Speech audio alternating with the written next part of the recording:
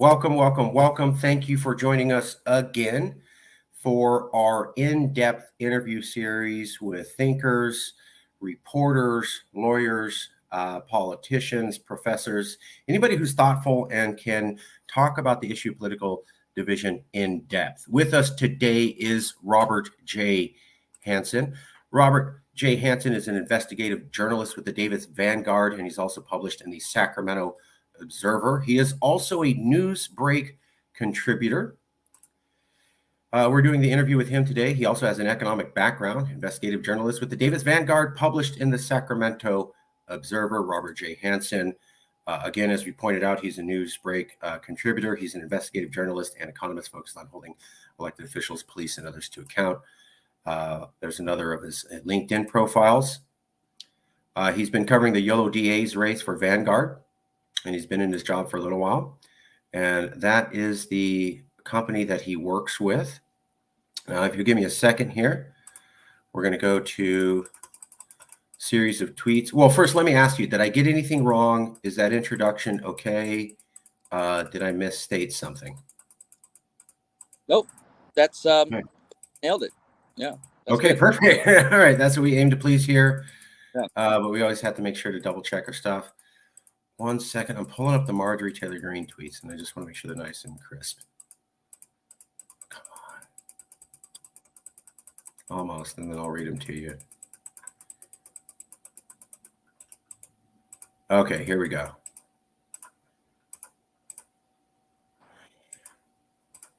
And this is real time, folks. I have not heard before, so you're going to get a natural response. Yeah. So this is, again, we don't care if you're on the left. We don't care if you're on the right. We don't care what your perspective is. If you're for national divorce, if you're against national divorce, we just want to have a series of in-depth conversations because we see nobody else doing that. So you have not seen these tweets from Marjorie Taylor Greene. I'm sure you've heard something, but we're going to show them to you for the first time. So your reaction is organic, purely organic. Okay, here we go. Without further ado.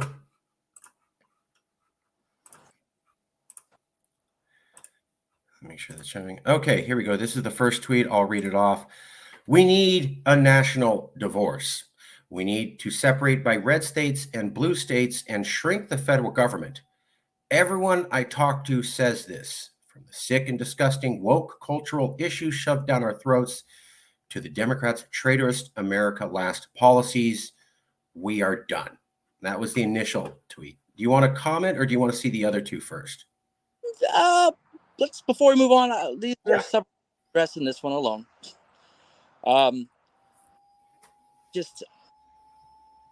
She says we need a national divorce, but she doesn't really clarify how that would work or what that really even means, except suggesting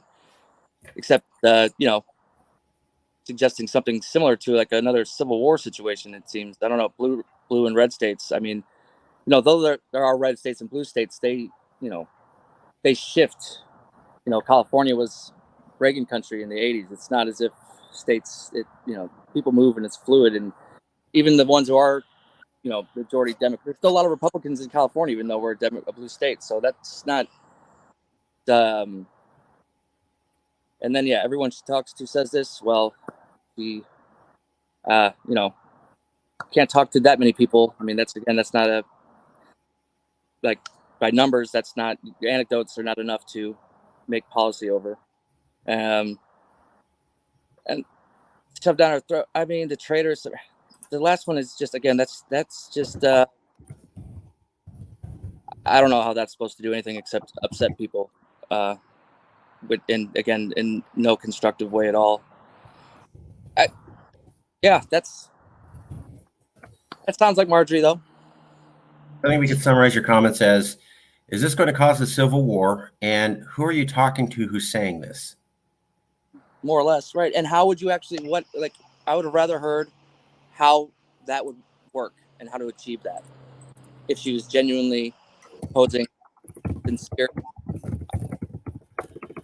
Well, that's interesting because that's what a lot of the critics had said, literally the same thing. So the day after she released the tweet, real time. So the day after she released the tweet, a lot of people said she's calling for a civil war, or is she calling for a civil war? Because they weren't totally clear.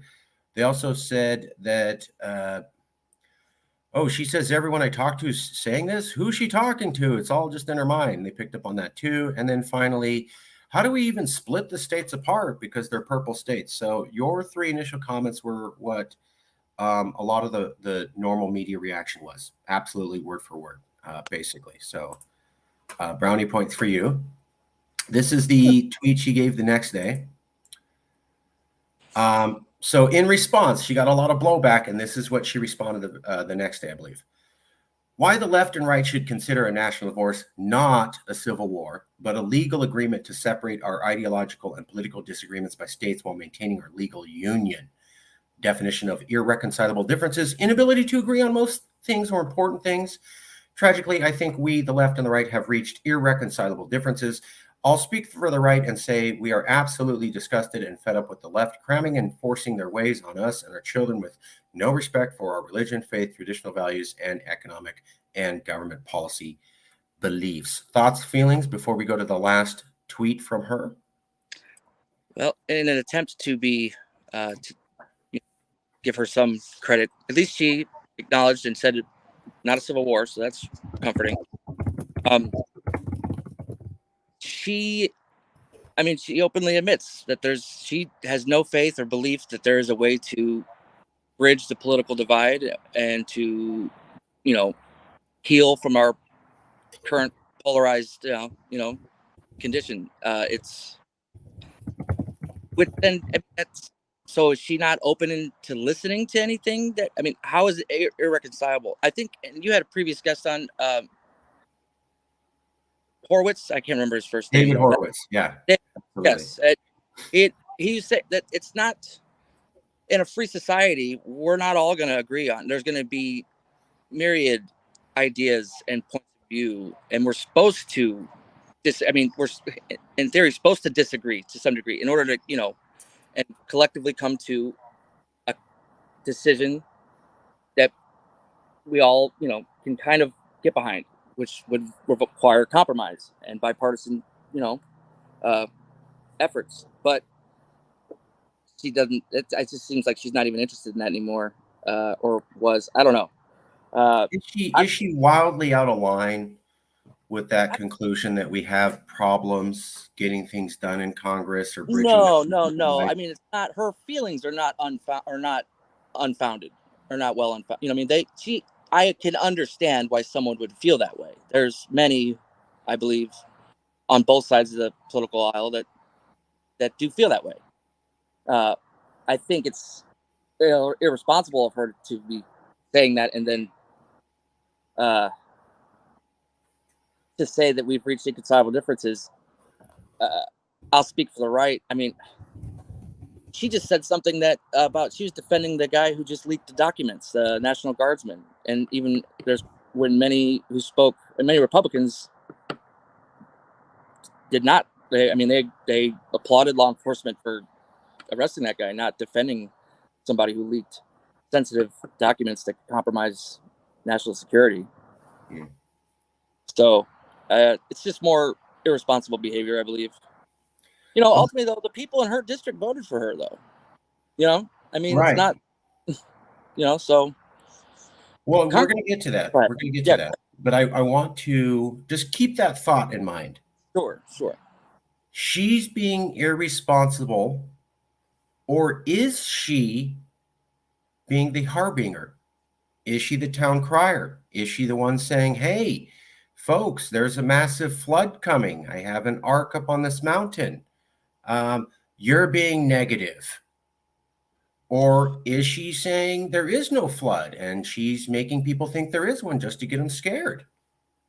Well, which one's the truth? Is a flood coming, or there is no such thing as a flood coming and somebody's ridiculous for even assuming there could be a flood coming? No, and we know, and Noah wasn't believed in his time either. That was the whole point, or according to the story. And I think her feelings are well founded. But if she wants to ring the bell on how broken Congress is, then say that, and let's think about ways that we can fix that. Democracies move slow. That's the whole thing. That's why for example, regulating something like Bitcoin or cryptocurrencies in China will probably happen faster than it could happen here because they've got a unilateral government. They just make decisions without discussion and without input. Right. Whereas in democracy, it's going to take a little longer. So fair enough. But what if she feels it can't be fixed? In her heart, if she genuinely feels it can't be fixed, is this a disingenuous statement then? If in her heart, no, it's not disingenuous. It's unfortunate she feels that way, but no, I believe that she feels that way, and she's upset about it. I mean, what if she feels this way and everybody that she talks to literally does feel this way? And then she comes on and says, hey, everyone I talk to says this, and we have these intense feelings. Then I think that there needs to be people who make an attempt to have a rational discussion with her. I mean, there needs to be somebody, I guess, ideally one of her colleagues in the House reaches across and tries to have a rational discussion with her on any issue that hasn't been able to make it through, that has been stifled so far. But I mean, the House can't fix the Senate either. So I mean, it's sure. Well, let me ask you another question. Would doing an hour-long interview with Marjorie Taylor Greene, where you laugh at her and mock her as the news reporter and make it look like you think what she's saying is crazy in real time while you're interviewing her, is that a good way to have a conversation to bring her in, or a horrible way? Again, it wouldn't be constructive. That would be, you'd be missing an opportunity there. Okay, that's what 60 Minutes just did last week. So that's what 60 Minutes did. Yeah, it was 60 Minutes or 2020. One of them literally did that. So that was them trying to reach out to her, and it convinced all of her followers that they're not going to have an honest conversation, and it was a hit job. So who then is going to reach out to her if one of the largest media companies in America tried and they outright did the most biased job possible and half of America saw it? Did they try, or did they? Well, I don't know. I'm just saying, we're saying who's going to reach out to her. We had a major media corporation do it, and this is the job they did. It was a total hit piece on her.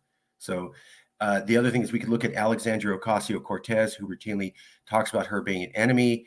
Other Democrats too. I mean, she's routinely called crazy and whack job by Democrats. Is that the kind of language that says, hey, we can talk with each other? No. I mean, on one hand, though, she has said can provoke that response from a rational person, because the things she says have made me shake my head more than once or twice. Sure. Right, but when we're breaking it down and we're resorted to just name calling, then where are we at? You know what I mean? So it's not. I don't know though. I've seen her. I don't know that that was the park. I can't remember the advocate, the teenager that Parkland, right? David Hogg. Yeah. We just interviewed one of Marjorie's colleagues yesterday who actually set up that interaction between Hogg and Marjorie. She's a controversial figure, and I know that she's a firebrand. Actually talk to her about it, you know what I mean, instead of just avoiding her. But she should have not. She was kind of just barking at him too. Sure. I just saw the walk. They were walking next to each other, right, for a minute, right? That's sure. But my question is, who's going to reach out to her? We have. I'm not. 60 Minutes. Like, not the whole country's not going to watch our conversation. And right. But who with an audience is going to reach out to her when you have the other party basically demonizing her as the new Trump, and you have basically the mainstream media attempting to do hit jobs and laugh at her in real time while listening to her? Neither one of which says I'm open to a real conversation. So if we can't do one political party and we can't do the mainstream media, who with an audience is going to do this job that needs to get done? Well, I memean, I believe that there could be a new platform that could gain an audience. Okay. I mean, I don't have. That's a difficult question. I don't know that I have. That's why I'm sorry. We asked the tough questions. This is why I want to have the in-depth. No, that one. I appreciate you entertaining them. Sometimes, it's the best way to just say, I don't think I have the answer to that at this moment. Which seem politicians want to always have an answer for something when they're not asked to do. And that's why I did these interviews. I don't want what sounds good. I want the truth. And I don't see us doing the in-depth level of conversation that it takes to get to the truth. In my opinion, political polarization is at least serious enough to require serious discussion. And what I'm seeing is sophomore level discussion, basically just trying to shut down it and let's not talk about it. This reminds me like when you have a cancerous sore on your leg and you go, I got this cancerous sore on your leg. And then everybody goes, you're just being negative.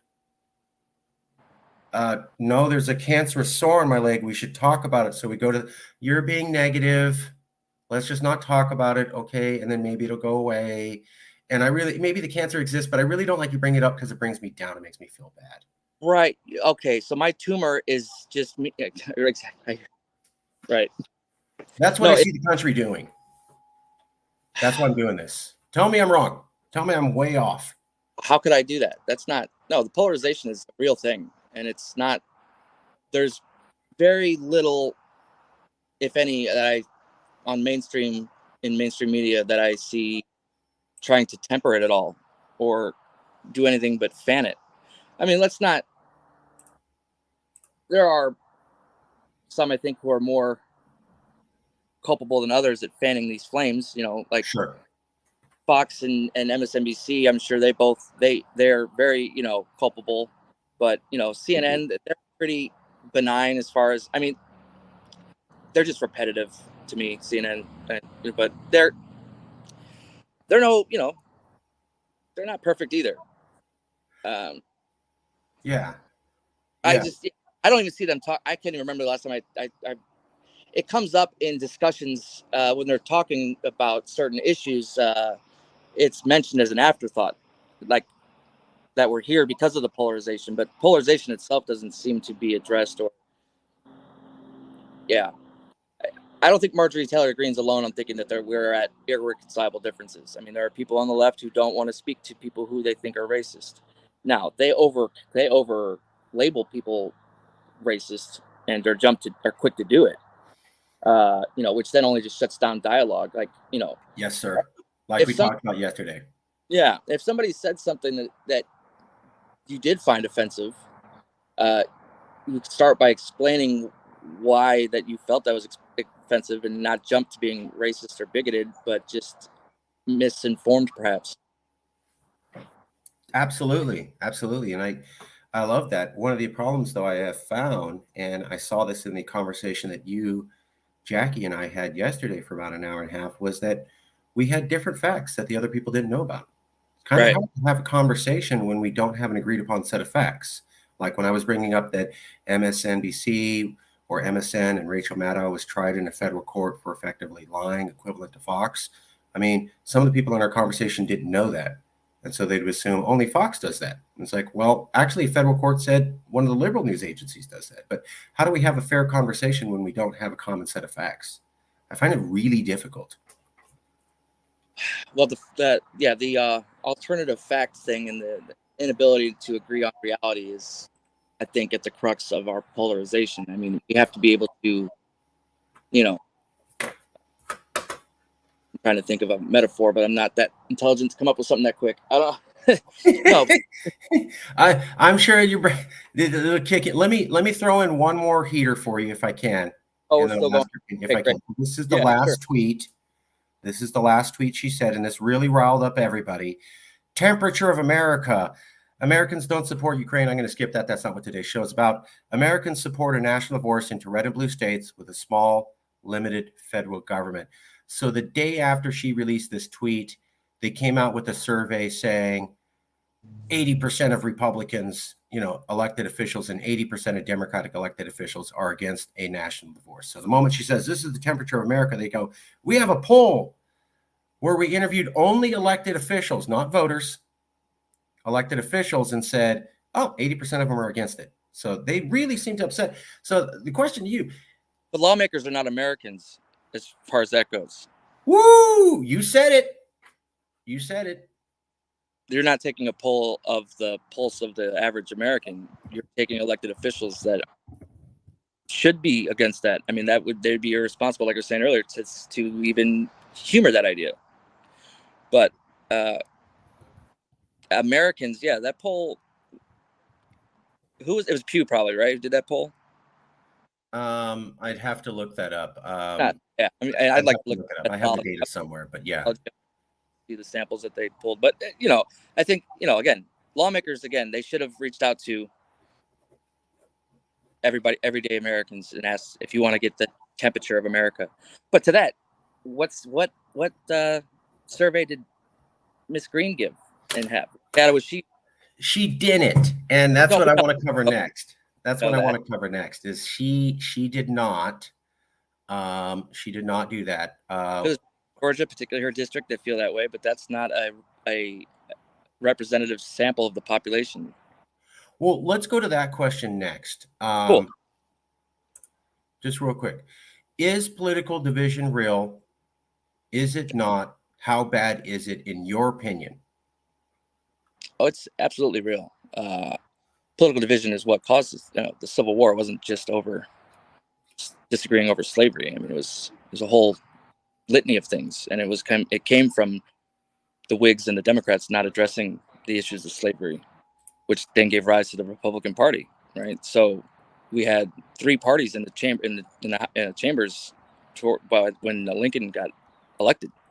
It wasn't like there was like progressives are trying to get a president elected now. Well, let's gain 30% of the House first, 30% of the Senate first before you start trying to elect progressives for president. Anyway, the polarization is absolutely real, and we can easily mirror the 2020s to the 1960s. We're seeing, I mean, starting with George Floyd and the pandemic and everything. There are clear parallels between what's happening now and what happened 60 years ago. So, and those, as we were taught, I don't think either of us were alive to remember that, but yeah, as we were taught, wasn't I mean, how many people were assassinated during that time? A lot. A president, many civil rights leaders. Yeah. Senator. Yeah. Medgar Evers, MLK. And others were shot. Yeah, even George, gentleman from Alabama, or was right. There was electioneers who went down to Alabama and they were executed down there. Yeah, by the KKK. Yeah, absolutely. So, right, and just political activists so. And what was the second part of the question? I'm sorry. Well, so is political division real, and how bad is it? Is it like, we've gone through this before? I remember you and I were talking a little bit earlier about David Horowitz, and he was saying this is as bad as the Civil War or before, and you were like, I don't know about that. I think, is this as bad as the Civil War? Is this as bad as the 1960s? Is it not as bad as those two eras? I think it's bad. Form of bad. I think it's as bad as the 60s, and it could escalate into a civil war. And we have new abilities in communication, which were not and so our ability to communicate with people miles, across many states away, is a double-edged sword. It can help us understand each other and not feel like we don't know what other Americans are thinking, but at the same time, then we could provoke. Words matter, so it could be used for good or bad. The communication. It's bad. It's bad. It's absolutely real, and it's not. There was I remember seeing. I can't remember the research, but there was some data visualization I saw of voting habits or something, like some political research that showed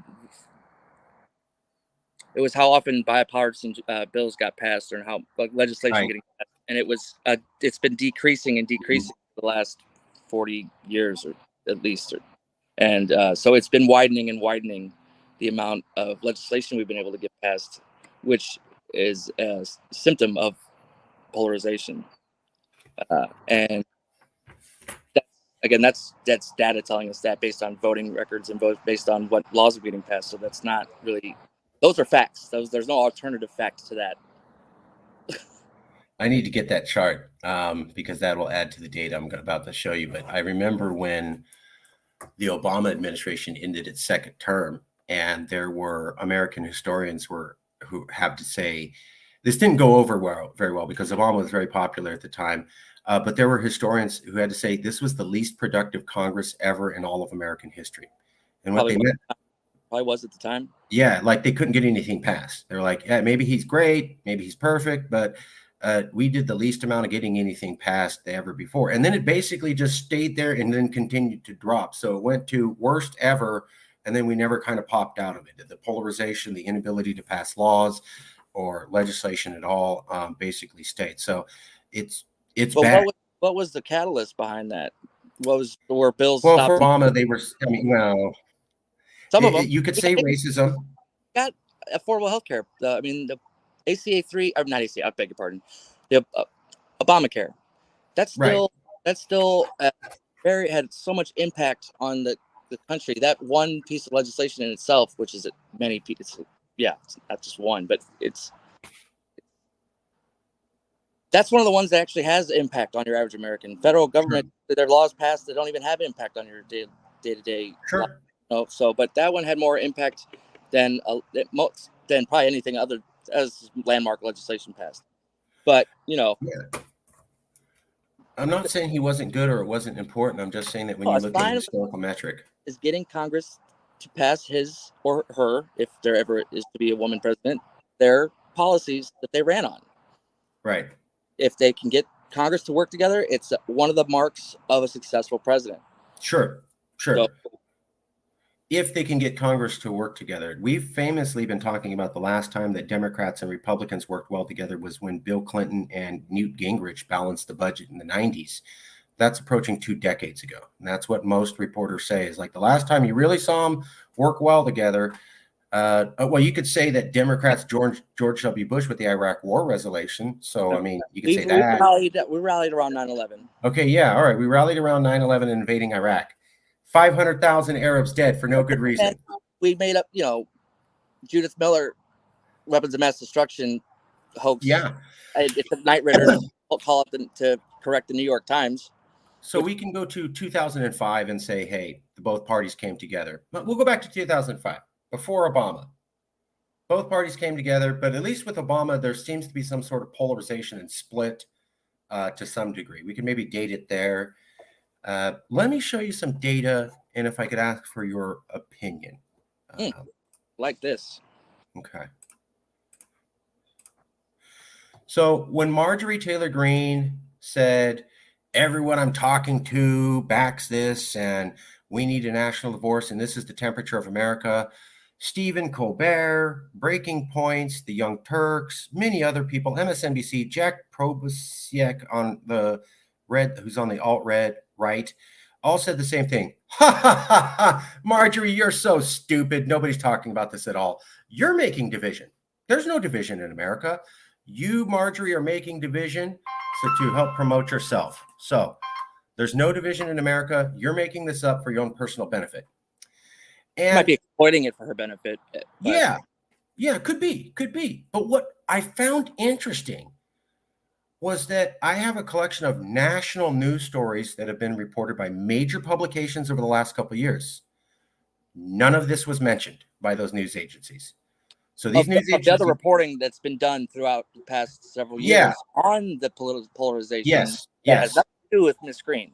Yes, they would not mention it at all. So it's just she's so stupid. There's no political polarization, and literally, I saw those news agencies report on political polarization the year before and 2 years before, but they had complete and total amnesia about any previous reporting they had done. None of that existed.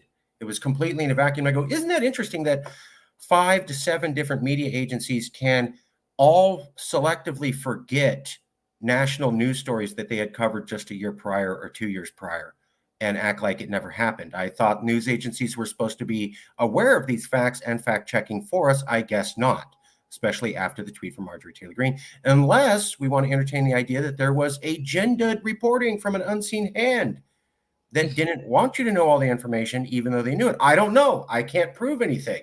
All I can do is point out weird discrepancies that don't make any sense. Well, I don't know that they work in consort to keep information behind the gates, us being, as journalists, the gatekeepers to the information, so to speak. Sure. But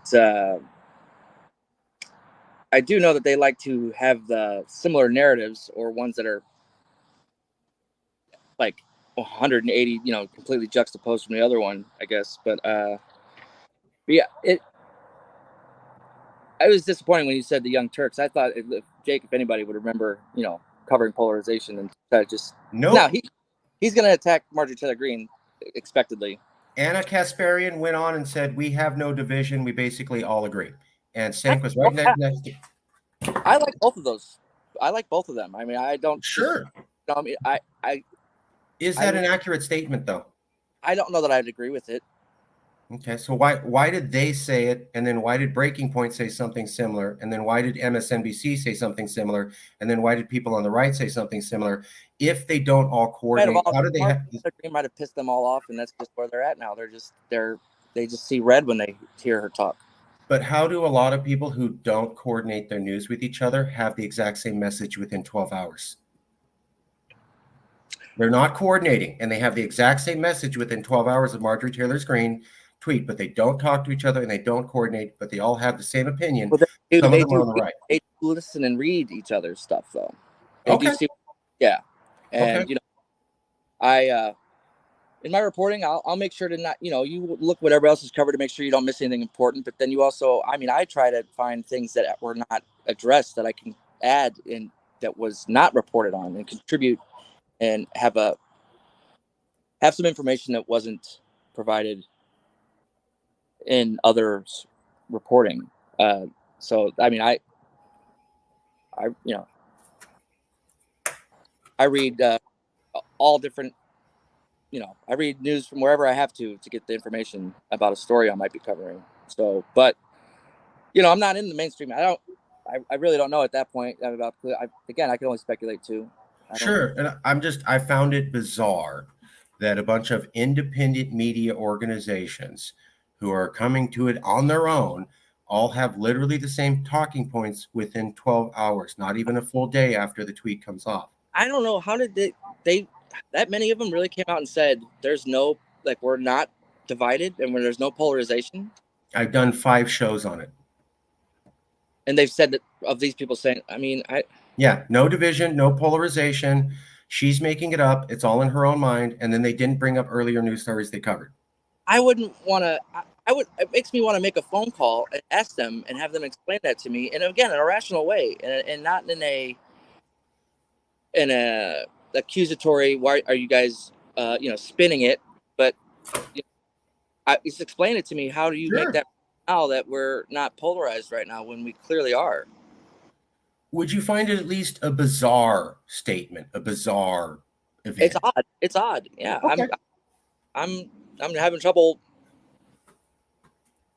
wrapping my brain around how, and it is interesting that they all came to the same consensus when, we've talked about,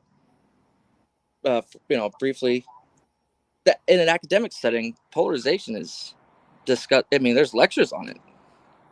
I agree. I did a couple shows. It was quite bizarre. Stephen Colbert goes on the Tonight Show and says, "There's no polarization. It's all in her head." Everybody laughs in agreement. Then Anna Kasparian does it on Breaking Points, and then Crystal says it on.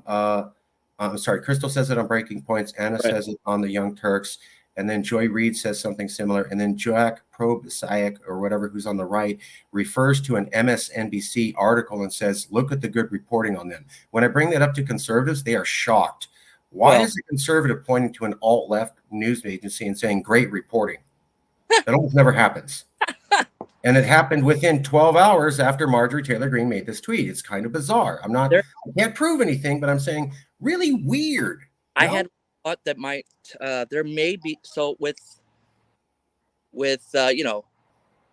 recessions and talks of recessions, how they become a self-fulfilling prophecy. Like if we economists try to warn about recessions or bank runs or warn, then it'll only contribute and and induce one more sometimes. And so maybe there is an attempt to not keep saying, if we keep saying we're polarized, then we're going to remain polarized. Again, that's just a benefit of the doubt, but devil's advocate. Maybe there's a well, let's try to get back to being not divided, and let's not say divided if we don't want to be. I think I could see that. I think I could see that. That was my guess. I can't prove that, but I think there was an institutional response in all of their hearts of, this is bad for the country. Let's not cover it. But to my mind, then you're not doing your job. When you're acting like something's not true when it is, and you're calling yourself news, you are now lying and you're now doing misinformation. You know what the facts are, and you're saying, I will not report the facts because in my heart, I don't think you should hear that. How's that different than what they did in the USSR? I'd say it's a mild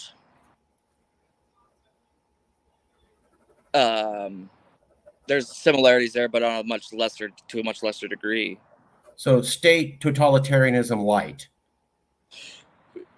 Yeah, I mean, that's a half joke. That's a half joke. Calorie free something. I don't know. Okay. It's at least in the realm, and perhaps that's not comfortable. But they are a media state as if they're Russian media, like Elon did on Twitter. I guess that's a different talk. That's different. That's for another time anyway. Because I will say that you can't say that you are a free people with free press and free access to information and have a media where a bunch of them decide independently to be gatekeepers and decide, for the betterment of the country, I'm just not going to inform you of that. Those two realities don't exist together. No, so I mean, there is that pompous arrogance thinking that they know best and that's what they're going to tell people. And I hope that's not the case. But I mean, we're not free then, and we don't have a free press then. Well, the free press is still a business at the end of the day in America. It's all about money, right? If it wasn't, we would have more long-form journalism still, and we would have coverage on our county governments that are a bore-fed. They get, little to no, thank you, little to no, attention when they're the ones running the show. In Sacramento here, we've got a board of supervisors who gets not even half the flack about homelessness that the city council does, but they've cut 5 times the budget, like 1 billion to like a 7 billion difference. Yet the county doesn't. They're starting to get their fair share here recently, but overall, still, everyone thinks the mayor is going to solve the problems for the extra 2/3 of the county that's not even in the city. I don't get it. They're giving you news that they're all kind of catering to what. That's why the crime reporting is it's easy, it's quick, and it gets people's attention because it riles people up. But it doesn't really. There's the information that it gives you and the quality of it is low to non-existent sometimes. You know what I mean? Like, sure. And I could see what they're, I'm a patriot. I'm trying to be responsible. We don't want to rile people up. But I got to say that if we don't talk about division, then maybe it'll calm down. And if we do talk about it, maybe it's going to exacerbate it. That reminds me a lot of what I hear the African American community talk about with the topic of race. Hey, let's just not talk about racism, and then racism will go away. I hear that on both sides. Yeah, I hear a lot of African American people outright reject that and say racism is real, and the only way it goes away is by talking about it, not Those not ones talking want to have genuine who are being honest and want to have and are genuinely try. Yes, it has to be discussed. You cannot not talk about it and think it's going to go away, because that's what happened at the end of the Civil War when Andrew Johnson, who was a Democrat, took over. He didn't execute the traitors. He gave the land back to people who were Confederate sympathizers, and within a generation, they regained political power in the South. Right. I mean, it's almost like he made Reconstruction fail. I mean, it wasn't right. So you can't not address. Do you not address the murderer? Do you not? I mean, do you just overlook? I agree. But it looks like this country's strategy at the mainstream media level and the politician level is to not discuss it and say, let's not discuss this at all. And I'm wondering how productive that's going to be long term. Well, Anderson Cooper just started this thing that we will have to go the full story or something once a week on Sunday. And I think that would be a topic that, he should be, man of his, standing or his what he's accomplished, whatever. He should be able to Sure. tackle that. You know, he went to Vanderbilt.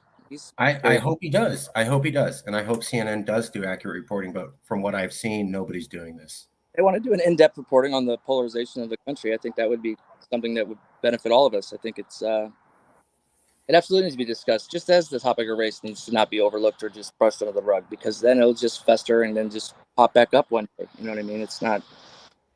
That's, I hear those two debates, and then I see this with this one, and I'm going, how is this more effective than when we apply it to the race debate? How we're going to calm down political division by not discussing it and not discussing the real issues we have with each other. And then maybe you'll all forget and start singing Kumbaya. That sounds like a children's fairy tale, not like an adult political discussion. Well, I mean, if we are reduced to only name calling and yelling at each other, then what good is there going to do in having a discussion if it's just name calling, saying racist and snowflake or whatever? Like, it's not. Yes, the conversations have to be candid and genuine, and both, and every party has to come from a position of what's with the country's best interest in mind, and other people's, not just their own. Like, collectively, we want everybody in America to do good. Like, any president, regardless of their political party, if they do something that benefits the country, that should be a good thing. It doesn't matter if the president's successful, then we're successful, right? Like, if Congress is successful, we're successful. It shouldn't even matter what party gets it done. But, which we saw the Tennessee 3. I think the governor of Tennessee told his Republican majority-led legislature to get something done on gun control, not to take people's guns away, but to do something smart on addressing maybe the mental illness aspect of what happened, as well as the access to military style to weapons that are preferred by people who commit these heinous crimes. Right. And that's a good example. That's a very good example that you brought up in one state, and I think that's the right way to go. And I think the conversations that we're having are also good examples, but I'm not seeing too many at the larger level. It took some growing pains, though, didn't it? Didn't 2 black legislators have to get expelled before then the governor, after they get reappointed, by saving democracy? I'm glad that those 2 areas still have their representatives at the state level as they should. But then, so yeah, through a little growing pains and through a little hard work, the fruits of that might be something that we all will better everybody. Well, okay, so let me jump ahead to that one. Go for it. Some people said, after a lot of mocking Marjorie, which they did, nobody took her very seriously. There was a lot of mocking and laughing at her by the media, multiple media establishments, which does not sell to me as fair journalism we're trying to understand. But one of the things they pointed out was, Marjorie, we don't need a national divorce. We need marriage counseling. Oh, we don't need marriage counseling either, because divorce. Have you been through family court or divorce courts? Oh my God. No. That's put a pin in that. I'm not gonna, because I'm covering a lot of that out here, and it's. Why won't marriage counseling work? Because I talk to a lot of people, and they go, "Yeah, marriage counseling. We don't need a national divorce. We need marriage counseling." What does that look like, and how do we even pull that off? One marriage counselor is going to pick one side to be the winner, and then they're gonna destroy the other side. Is that how that happens? It can. I don't know much about it. I don't know. I mean, I've never been married, but this is what I'm seeing. No, marriage counseling. I don't know. I'm getting mistaken with minors and with lawyers. No, this is already going through divorce. I beg your pardon. Counseling. Everybody should see a psychiatrist, and if for couples, perhaps that could work. Perhaps, yeah. I equate that. So I misspoke a minute ago. I apologize. A population of 200 to 300 million, where we just had January 6th. On one side, and then on the other side, we had a president say that 78 million Americans are enemies of the state. How do you do marriage counseling between those two sides at that scale? Look, full disclosure, I like Joe Biden. I think he's dedicated his life to public service, though, for better or worse. You know what I mean? He's not made, but he's got speechwriters that are telling him that's what he should say, man. Maybe. I don't know. I don't think that, he can't in his heart think that all 78 million who voted for, former president are what did he say? Are national. He basically implied that they're enemies of the state while giving a speech in front of a blood red backdrop with active duty Marines, something that no U.S. president has ever done in history. I mean, I think that could have been left to the however many who who did the Capitol, the January 6th thing, who did that was egregious, and so maybe that statement could be reserved for those who tried to literally overthrow, storm the Capitol, but not. I mean, how if black people aren't a monolith, neither are 78 million Republicans. So who does marriage counseling? We had Donald Trump. He was highly divisive. And then Joe Biden came and he was going to be the unifying president, the return to decency, the decent American. He literally promised a, quote, national calming period. That's literally what he promised. And then we had January 6th. They're still going to attack Republicans, unfortunately. So if one president causes January 6th and the other president basically says the entire side is an enemy of the state, who do we get in the future who's going to bring us all together? So, well, I mean, maybe someone more pragmatic like you or I don't know, but well, then name that person on the national stage who has any remote chance of winning. Oh, I didn't say that was something that would happen in the upcoming or even the next cycle. That's not something. We're not ready to listen to that. It doesn't seem like. Thank you for being honest. Thank you for being honest. That's what I was afraid of, is that even if there was somebody, we would never elect them, and we would never even allow them in the primaries, which means we're not going to have marriage counseling. Me and you aren't really. I guess I'm not really making any friends by trying to be objective and giving open criticism to everybody. I mean, I who am I? You know what I mean? Like, but woo, you get the heart. You get the heart. I love you. Thanks, buddy. I'm digging this. We just met, so I'm not going to throw that L word out there. No, I do the same thing too, but nobody does this, right? Very few people reach across the other side at all, or do any self-evaluation and keep their minds open to being wrong. Like, you have to leave open the possibility of changing your opinion and thinking, oh, it could be done like this. Maybe I wasn't right. Maybe there is another way. You know what I mean? Open to new possibilities, and not it has to be my way or there's no other way it can be done. You know what I mean? That's, okay, this is the picture. This is the data we were talking about. This is some of it. So this is one of the things that got me. This survey had come out 2 years before, in 2021. It was national news. And it said 66% of Republicans in the Georgia area back secession. And yet everybody forgot about this 2 years later and said, Marjorie, you're crazy for thinking people in your area back secession. And they all forgot about this poll that literally backed her up, that only came out 2 years before and was covered widely. So are the big bubbles the larger percentages? I mean, so in the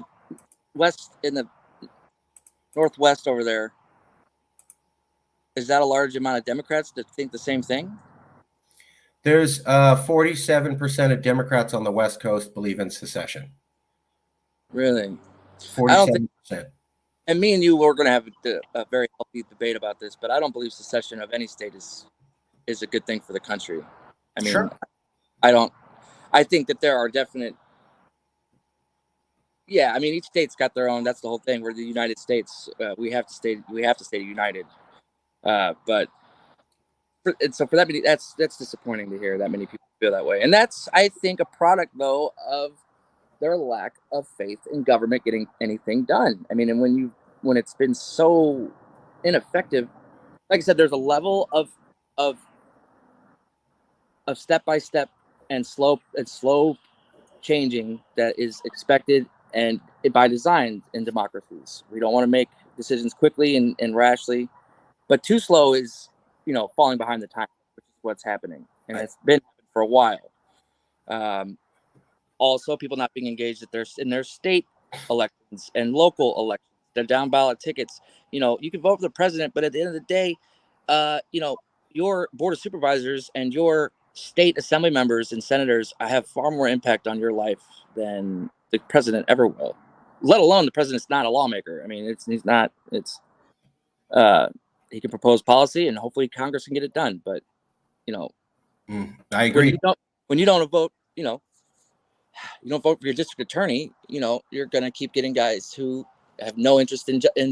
I don't want to even. Anyway, I completely agree. I've always told people the best elections to get involved in are local, because you actually have a chance of changing the election to go one way or another. The more higher you get, the more money's involved, and your ability to be effective is reduced. So city council, school board, all the stuff you named, that's where you have a chance to fight. I've always said that. Get involved. Have to have the most money to win. Now, money is always going to help because it makes pretty flyers. Sure.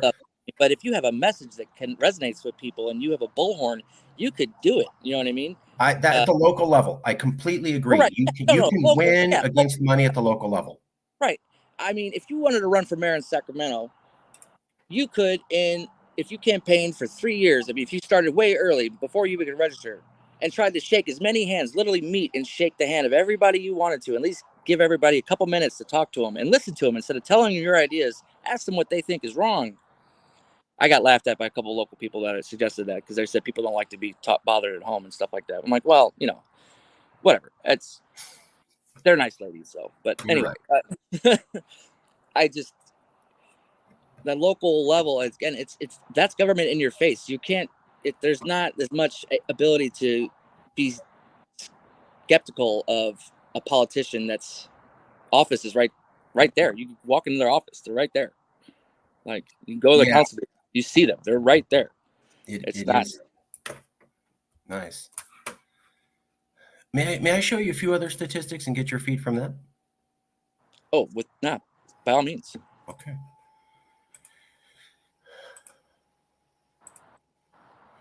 So this was a survey from the University of Virginia, Sabato Crystal Ball Center, also 2 years ago, also national news, also completely forgotten.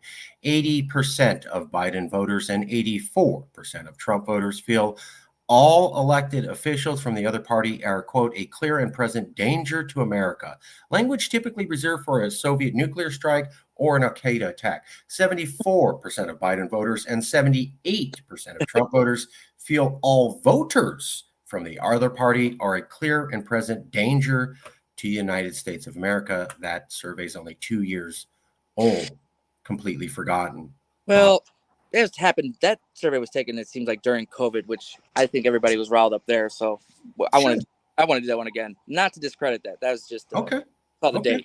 But no. I mean, I don't think that would have that much weight in it because I don't think they're taken during COVID. But also interesting that they didn't mention it at all, right? While they're saying she's crazy, but let's not mention the survey at all. But that's what kind of stuff Marjorie should have said when she said Americans support it. You should have said that. That would have been more convincing and made I agree. She should have had data. She didn't.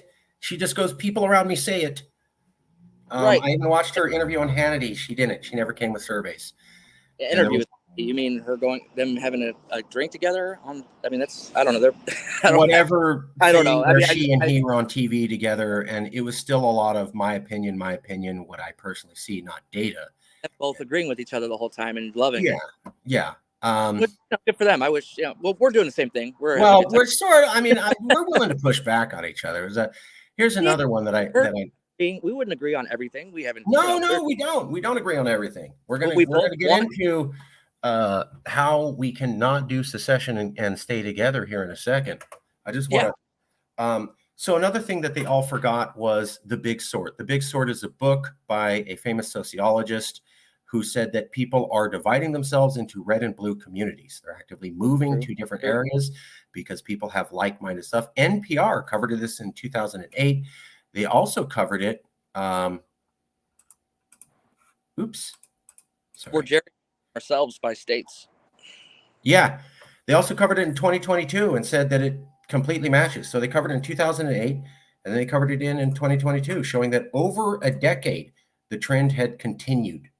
I mean, who can remember a year ago, man?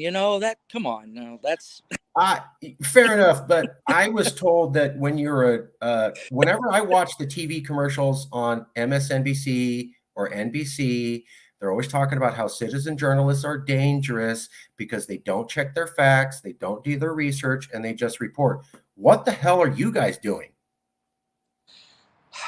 What's the difference? Real. It's not like anything's changed in a year to where they could say we're not polarized. Yeah, there's a portion of the country that still has hope. God bless them. But not by all accounts. And that, that university doing that study, I have faith in the academics that they're going to do take a survey that has as least bias in it as possible. But which is always a challenge. But yeah, I have, again, I have criticism of the media, and I have not. Yeah, I'm not at any loss for criticisms of the media. But in the interest of doing better, though, I just want them to do better. And you can't fix what you messed up this time, but just do better next time. Sure, but I also don't think that you're going to be called an honest, straight shooter when you haven't been. Hey, go listen to Joe. Why? Because he lied to us and misled us and didn't tell us the whole story last time? Yeah, that's why he's a reliable source for the future. That doesn't make any sense at all. And yet that's how people still feel. If people misled you and they didn't cover the news and their job is to fact check and they didn't do the very thing that they said that there's an important role for, what good are they? I want to call Jake and Anna, man. I swear to God. Let me show you a couple more facts. New York Times covered this in 2016. Counties that voted for the Republican or Democratic presidential candidate by 20 percentage points or more. They're talking about landslide counties. This was also covered in the book, The Big Sort. So what you're looking at is a map. You can look at 1992, and the bottom one is 2016. So in 1992, the gray in the map means you can run as a Republican, you can run as a Democrat, and you have a fair chance. Red means don't even run as a Democrat. They only elect Republicans by like 20 percentage points or more. Blue means don't even run as a Republican. They only elect Democrats by 20 percentage points or more. Half the country is gray, meaning competitive. And then you can look at 96, 2000, 2004, 2008, 2012, and then 2016. Almost all the gray is wiped out. And it's hard red and hard blue. That outright points to political division and polarization. And the New York Times is saying this goes back 20 years, and they covered it 5 years ago. Completely not mentioned at all. Now, I'm sorry. Okay, now that looks a little better because the one that you had before didn't really have enough blue in there for me to make that like. How do we not have unified government if it was that red? Like if it's that red, we would have a unified government, right? Because they compromised. Because in 1992 you had Bill Clinton and Newt Gingrich. No, I mean this had to come to a compromise. All the red. I'm showing all the red. I don't. No, the other one looks better though. These are accurate according to the New York Times. So I'm just saying. Well, I think the visualization could be improved. So I'm not criticizing the data. The fact that landslide counties have basically doubled and tripled, and that you almost have no counties left where you can run as a Democrat or Republican competitively, and everything shifted to landslide, that is a fact, and that's 20 years old. Doing that, I'm criticizing the visualization. That's all. You may know this one. This is the famous Purple America map. This is my favorite one. If you look at the map on the left, that is the presidential election in 2000. If you look at the map on the right, that is the presidential election in 2020. So if you notice the map on the left, you will see a lot of light pink and light blue. Now it's the map on the right. Deeper blue and deeper red. And so that's a 20-year period at the county level across America. Kind of hard to fake. No, there's no disputing. Oh, and I wasn't disputing the information from the last one. It's just I thought it could have been visualized more. Oh, yeah. That's all. Yeah. I got minor graphics on this computer. That wasn't the yeah. So it's from people. Here's this poll. Yeah. 2004 to 2020, over a 16-year period, Jeez. well before social media, well before Obama and Trump, presidential landslide counties around the, like you said, when did it start? 2008 to 2012. That was Obama's first term. You can start seeing the uptick right there, right when Obama came in, first term. Then it got polarized, then it stayed hyper You polarized. also use social media most effectively for the first time in a presidential campaign. Good point. Obama. Good point. Yeah, absolutely, he did. So there might be there's several contributing factors. It's not one or two things or one party or the other. I mean, there's Sure. Let me show so you many some more data. How variables. politics has pulled the country in different directions. This came out in 2020 by Wall Street Journal. And they showed this poll. In 1974, the amount of people who said I am hardcore on the right was 45%. In 2016, it was 76%. In 1974, the amount of people who said I am hardcore liberal was 28%. In 2016, it was 59%. The amount of people who identified as hardcore has almost doubled from 1976 to 2016 for both parties, according to the Wall Street Journal. Well, from the 90s and 70s, we'll say from the beginning of this timeline to early 90s, how many stations, how many different news outlets, how much choice do we have in where we got our information from? Were we able to just compartmentalize where we listen to our news from? So was there so much? Though there's been a fall in journalism at the local level, reading it in newspapers, sure, online and viewing it, social media and all these different podcasts and talking and getting information from where you want has risen and allows people to stay in their echo chambers and not. In the 70s, you had to listen to 2 or 3 guys, and we are all listening. Right. They were all listening to roughly the same stuff to a point. Sure. I mean, they weren't on the same page, but we all knew the same. We all knew, right? We weren't able to just shut off and not listen to the other side and just listen to what we want. Sure. And then it reinforce our cognitive dissonance. But right. Maybe that's only a small aspect of it. I don't think that's all it. Well, to answer your question, media consolidation of America happened roughly 2005 to 2012 during George W. Bush's second term and Obama's first term. It largely went unnoticed where 400 corporations around America who had existed as independent news agencies for the last 30 to 40 years were consolidated into 5 corporations. 5 of them now. Yeah, there's 5. Yeah, so that's about 2005 to 2010 towards the later half of this thing. I'd also point out that you have a little bit of a point here. 1976 to 1992, you can kind of see a straight line. But before 1992, basically 1990, massive uptick in polarization, and the trend definitely continues in a straight line almost from 1990 all the way to 2016. They did not have social media in 1990 to 2000. They did not have the political rhetoric we had. But this says that people were polarized. 8 or 10, somewhere in that range, I'd say. 2010 maybe. Sure, but this is showing that there was polarization starting in the 1990s. That's true. No, there was. I mean, that makes it a 2-decade-long trend. Which makes social media not maybe only exacerbating it, but not exactly. Maybe not. Maybe there isn't any real correlation there. Maybe that's just variable. Maybe that's just But there's economic exacerbated it. Yeah. But I don't like this talk that social media started at all. Social media really started being a divider like when Trump became elected and sort of like going into his second term. Definitely it was there. These are showing things way before Trump was president. No, again, social media is just a new tool. Has nothing to do with our history as a country. It's not right. Like that's not. You're right. Yeah, I agree. It's disconcerting, to say the least. Here's some more on some more in the landslide counties. Purple America's all but disappeared, according to 538, one of the most respected liberal political organizations.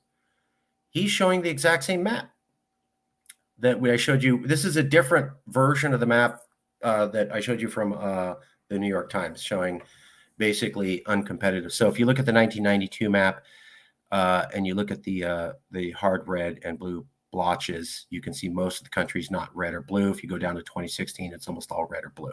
that they're speaking the exact same thing the New York Times was in 2020 that the New York Times covered in 2016. Two different organizations came to the exact same conclusion, two different graphic sets. I can't help but feel that we're getting ingrained with what we think we know, and the information that we think about one another, that is, some is accurate and some is demonstrably incorrect, and we're having trouble agreeing on reality and what's a fact and what's an opinion, and what, you know what I mean, and the gray areas in between there. We have to be able to agree on facts, and we can't be arguing over having a straw man debate over something that's not even there. Like, I completely agree. And this is leading up to the big question.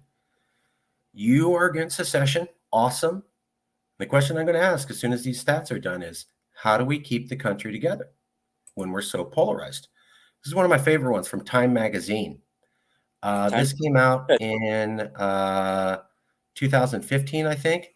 Okay. And what it showed was that in 2012, about a third of voters would not date someone of the other party.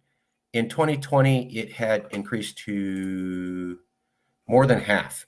So it went from about 30% to about 55% from 2012 to 2020 of people. So you had about a third of people say, I won't date a Republican if I'm a Democrat.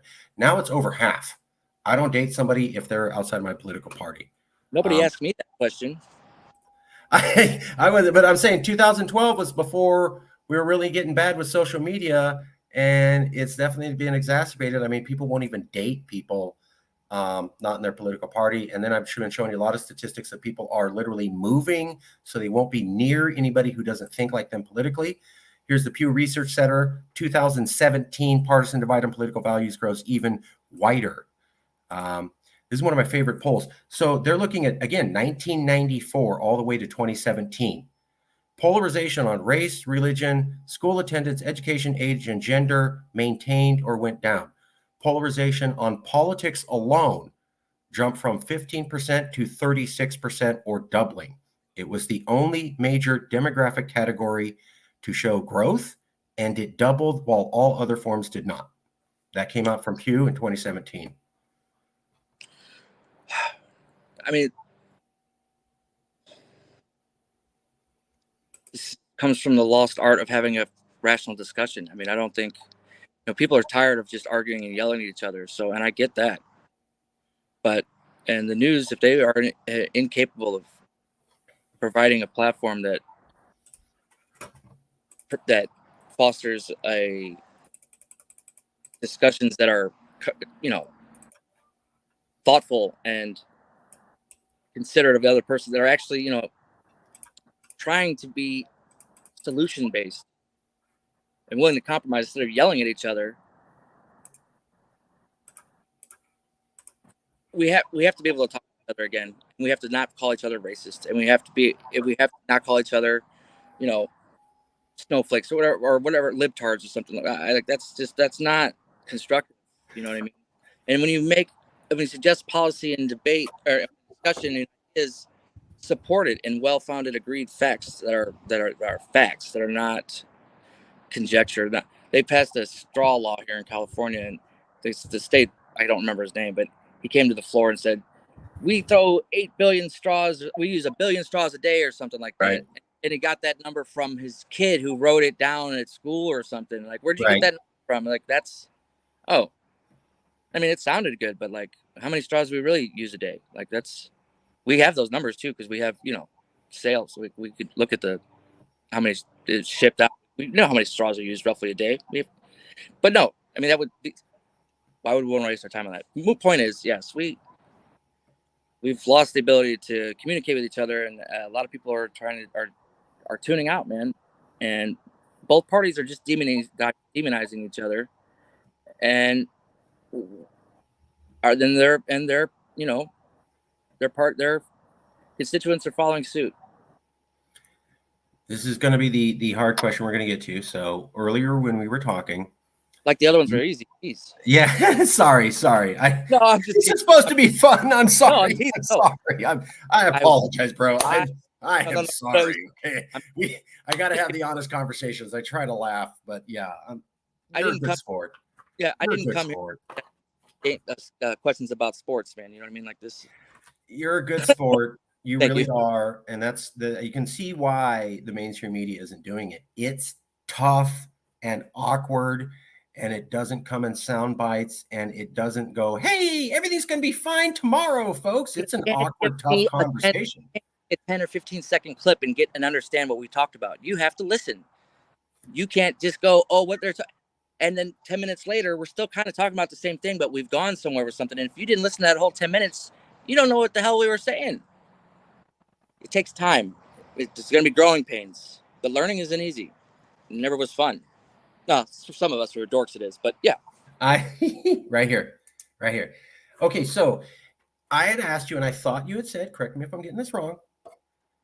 I said, what about marriage counseling? And I go, if we had a divisive President Trump who caused January 6th, and then we had another divisive President Biden who, whatever, he did give a speech calling out 78 million as enemies of the state, and it scared fellow Democrats and independent voters, and people on his own party thought that was not productive for unification.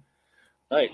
Who, and your response was, and I go, so who's going to do marriage counseling? And we had those last two, and you go, well, maybe America isn't ready for a president for one or two more presidential elections to do this. I thought you had said that.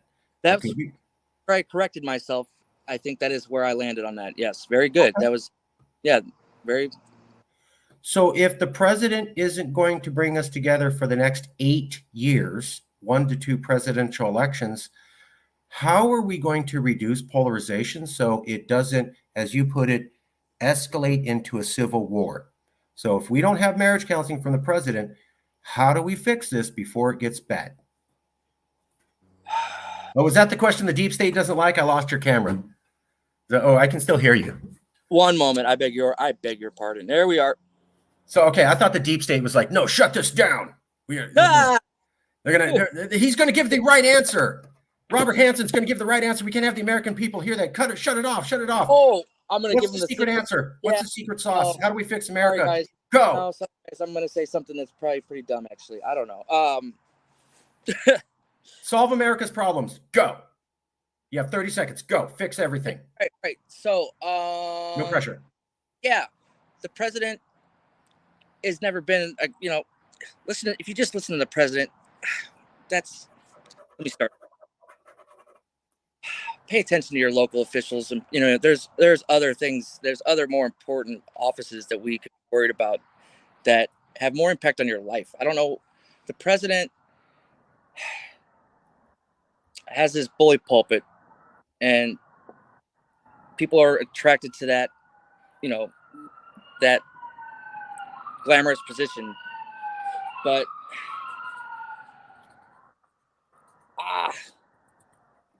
yeah, this is like a pop. This is the hard question, man. I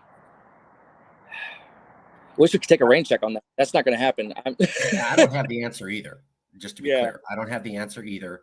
I'm not pushing an answer. I'm asking everybody these questions. I almost hate myself for making the comment about maybe we're not ready for the president, even though I still stand by it. Why be ashamed of being honest? No, how are we going to heal if we don't have honest conversations? These are the growing pains that we're going through, as I'm currently experiencing as we speak. How do we fix this? Secession's not allowable, and you yourself said the president can't be basically the marriage counselor for the next 2 presidential elections. So who's going to do marriage counseling? And if we're not doing marriage counseling and we can't secede, what's the plan to reduce the division? Well, I think Mark Maron, everybody likes Tom Petty, right? Maybe we could all just start listening to Tom Petty. Remember, we're all Americans. Okay. No, that's not enough. I would say let's watch Team America and remember we're all Americans. That's an acceptable substitute. I mean, great movie, right? Am I right? Team America. Day, we all rally around sports, right? We all are sports fans for the most part. Or if not, we love Dungeons and Dragons or something, or Marvel. You know what I mean? We all want the underdog to do well. We all want to be able to take care of our families and to leave our kids in a better situation than what we were born into. We all want America to be the shining example for freedom and democracy, and um, we have to remember that, and we have to. And people who are running for office and want to lead us have to instill in people and reassure people that they are coming at our issues with everyone's best interest in mind, and trying to have a solution that tries to take in as many ideas as possible, but is also the best course of action to address an issue, or the best they could come up to, best solution we could come up with. I mean, bipartisan debate is what the fruits of that is a more comprehensive and thought out policy, which typically is are more effective. Uh, it's going to take a lot of growing up. We have to stop yelling at each other and just remember that nobody wants nobody on the left wants crime to go unaddressed. We just don't want people to be wrongfully imprisoned for no reason. I agree. Nobody on the right, not everybody on the right is racist, but a lot of people, but there's a lot of them who weren't exposed to other cultures and experiences because they're in rural areas, and they just don't. But and not that they don't want to understand, they just might. Or again, they're not all racist. But there are some racists on the left, but Sure. but there's a lot of people that want to care about everybody and want to know and want want what's best for everybody, and that want to grow up in a safe community where everybody gets to be who they are without having to restrict who they are and compromise and not get to be themselves and live safe, happy lives and be able to have a fair shot at their pursuit of happiness, which and with respect, you are describing what the promised land looks like, and I agree. How do we get there? Last president can't do it. Last president before him can't do it. Next two presidents, people aren't even willing to hear this. Who other than the president is going to bring everybody together and is willing to insult members of their own party so that it can be seen to be fair, and they're going to do this? I mean, and you were talking about, I don't know if people are even willing to hear that message. Is there even anybody running on the national stage who could do that? Well, I'd like to be wrong on that, and I think that there is an appetite for thoughtful discussion and solution-based discussion. It's okay. I'm the only one in America doing that right now on this topic, but how is there an appetite for in-depth? Well, we have to. I mean, people have to hear about it first. They won't know that there's an appetite. It's like you didn't know you liked this new band until you heard their song, and then you're like, oh, well, I can't wait for the next album to come out. That's fair. Like you don't know what you didn't. If you don't know it's out there, you didn't know you wanted it. But that's innovation with economics. I mean, we've come up with products that people didn't even know they wanted until they had an iPhone. Steve Jobs said that people don't know what they want until I show it to them. And He was right. He was 100% right. I think everybody wants a combination of Washington, Lincoln, FDR, and Kennedy, something like that with a little bit of I got him Kissinger for some reason. I don't know why, but that guy, he seems pretty rational at times, what I mean? Not that I agree with a lot of what he says, but and then, this maybe it could be I don't know, man. It's obviously me and you are gonna have to keep having these conversations because we'll have to put it to the test to see if people want it or not. I mean, what I was hoping for with this interview, I think is happening. Okay. I think you're seeing that this is a conversation we need to have. It's tough and nobody's really doing it. And you're a professional journalist. I was going to try to implore you to help me make this conversation go bigger, make people more know about it. Because I'm not trying to do this with an agenda. I'm trying to do this because it's just not getting done I shouldn't be doing this. Somebody bigger than me with more reputation should already be doing this. I don't see anybody doing it. I mean, I could take a clip of our interview and publish it on Newsbreak. That's not even. Yeah, see, it's a big heart for you. Yeah, big heart. So you have my heart. I'll cherry pick the best information that makes myself sound good and.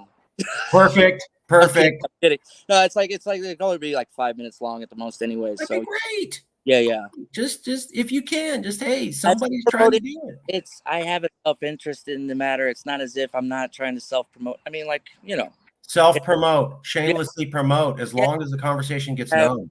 As a couple women have told me, I have no shame, it seems. We're not going there. But I do have ethics. We're not going there. But I can't be sold or bought. I'd like to think I couldn't be corrupted, but I can't be sure I could be. But it's money is not. All my professors in journalism said going into journalism is risky because we've been losing money for the last 20 years in newspapers. Right. You want to be a writer, right? Because I mean, I love what I do. A blessing that most people don't get to do that is worth more than making $500,000 a year.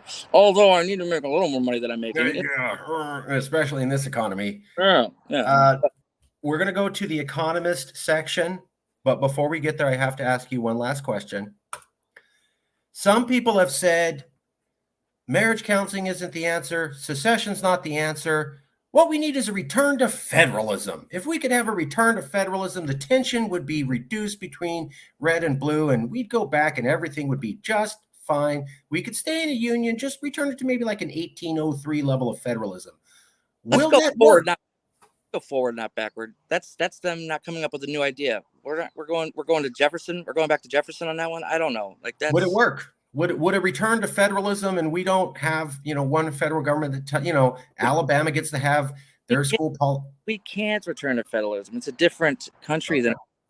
I don't think we can. I mean, a new form of federalism, perhaps. There's got to be more to that concept than I'm inferring from that. But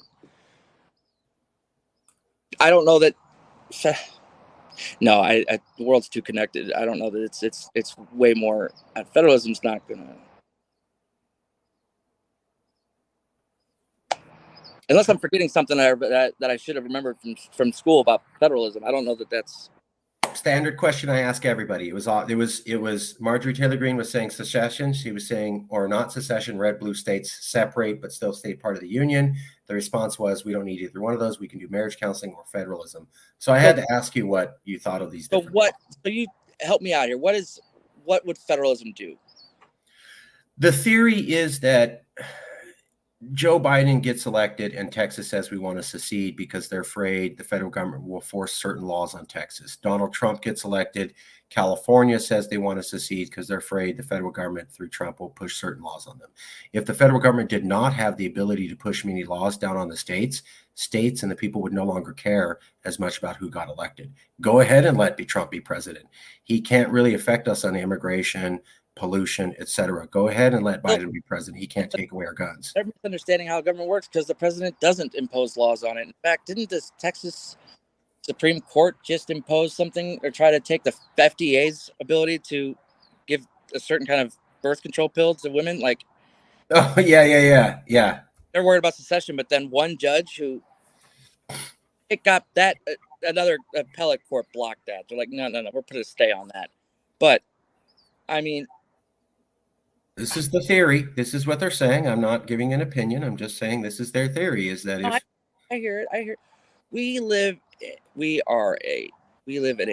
Our form of government is a democratic republic with a centralized government. We have both federal and state with representation and voting, where I mean, I can't even wrap I don't think federalism is going to work. Okay. We have to improve where we're at. I think there are improvements to be made, but it's going to come up with a new ism that we're going to have to figure out. Unitism. I'm just throwing out. Okay, we're going to We'll skip that. workshop it. We'll workshop it. Workshop it. We're going to go to economic possibilities because you have an economic degree, economic background. So I wanted to ask you some questions that we ask people. So when Marjorie Taylor Greene talked about national divorce, one of the responses was, that is not a good idea because red states are recipient states. They receive more federal income tax money than they give. Florida, for example, receives $3 federal dollars for every $1 of federal income tax it pays. There's also donor states like New York and California who get milked. And so what they were saying was, you red states are getting more money than you put in to the federal system. You leave, you're going to lose all that cash. That makes you poor quick. So secession's a bad economic idea. It is. Thoughts, feelings about that particular statement? On the whole, yes. They're more rural. They've got smaller populations. It's not. I mean, yeah, that's true. Tax dollars, but I mean, our federal tax dollars. We pay more because we should. The blue states. I mean, I say we because I live in California, not because I'm a Democrat. But no, that's it. So economically, yes, us together is going to be stronger than that. What would our GDP be against China if we split up? It's a good point. That's a good point. Everybody, the lower GDP on for both parts or of the parts that leave. Obviously leaving. We have interstate business transactions happening all the time. I mean, the Intercontinental Railroad connected the East and West, created the largest land market that the world had seen at the time, which then elevated us within 100 years of becoming a country into an economic powerhouse, of which we've been breaking. And it's from being connected and together, and from innovative markets popping up across the country. You know what I mean?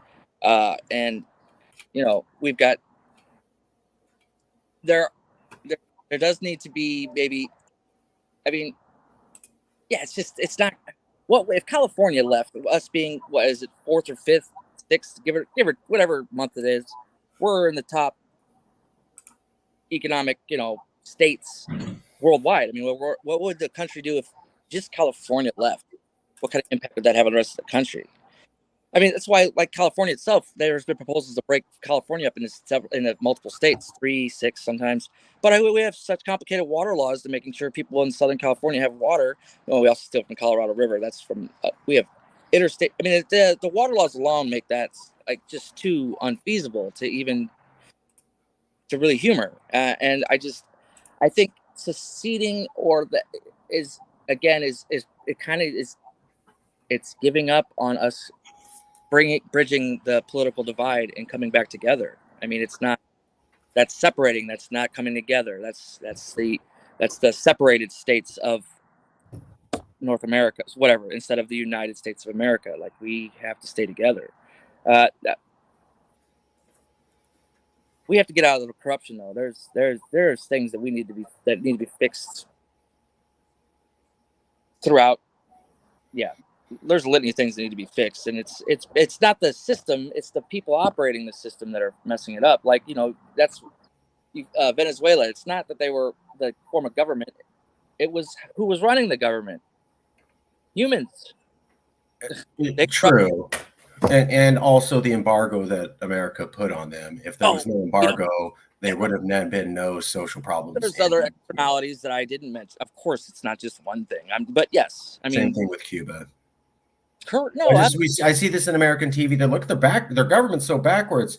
You cut off all trade. Of course it is. Allow all trade, and then still have their government fail, and then you could say it's because of government policies. You cut off all trade, you can't say it's government policies. If you wanted to fix the immigration problem, you would legalize substances and regulate them instead of criminalizing a select few that are then left to the hands of people with lesser morals and ethics, and give them a business that they get to control, and then create cartels and scare their people out of their country, and then contribute to a growing immigration problem. If we regulated substance use, I mean, if a pharmaceutical company can make fentanyl then why is anything illegal? As far as these are goods that have these are goods that have these are goods that have Okay. demand. Yeah. And I love Big Pharma. if I we think Big Pharma's great. they're Please, Big excellent. Pharma, don't shut down my channel. No, we need the medicine. It just needs to be given responsibly, and because things are still criminalized, it gives these individuals with lesser moral standings are willing to hurt people. It gives them money. It gives them an income and revenue that they otherwise wouldn't have. It would suck the life right out of all the cartels if we just legalize what they're making their money off of. I completely agree. I completely agree. And we would help Mexico with people leaving their country or being murdered by the cartels, and give them their government back to them. That which again, if we wanted to stop the drug use in this country, we would stop the, at least the harbors and the importing.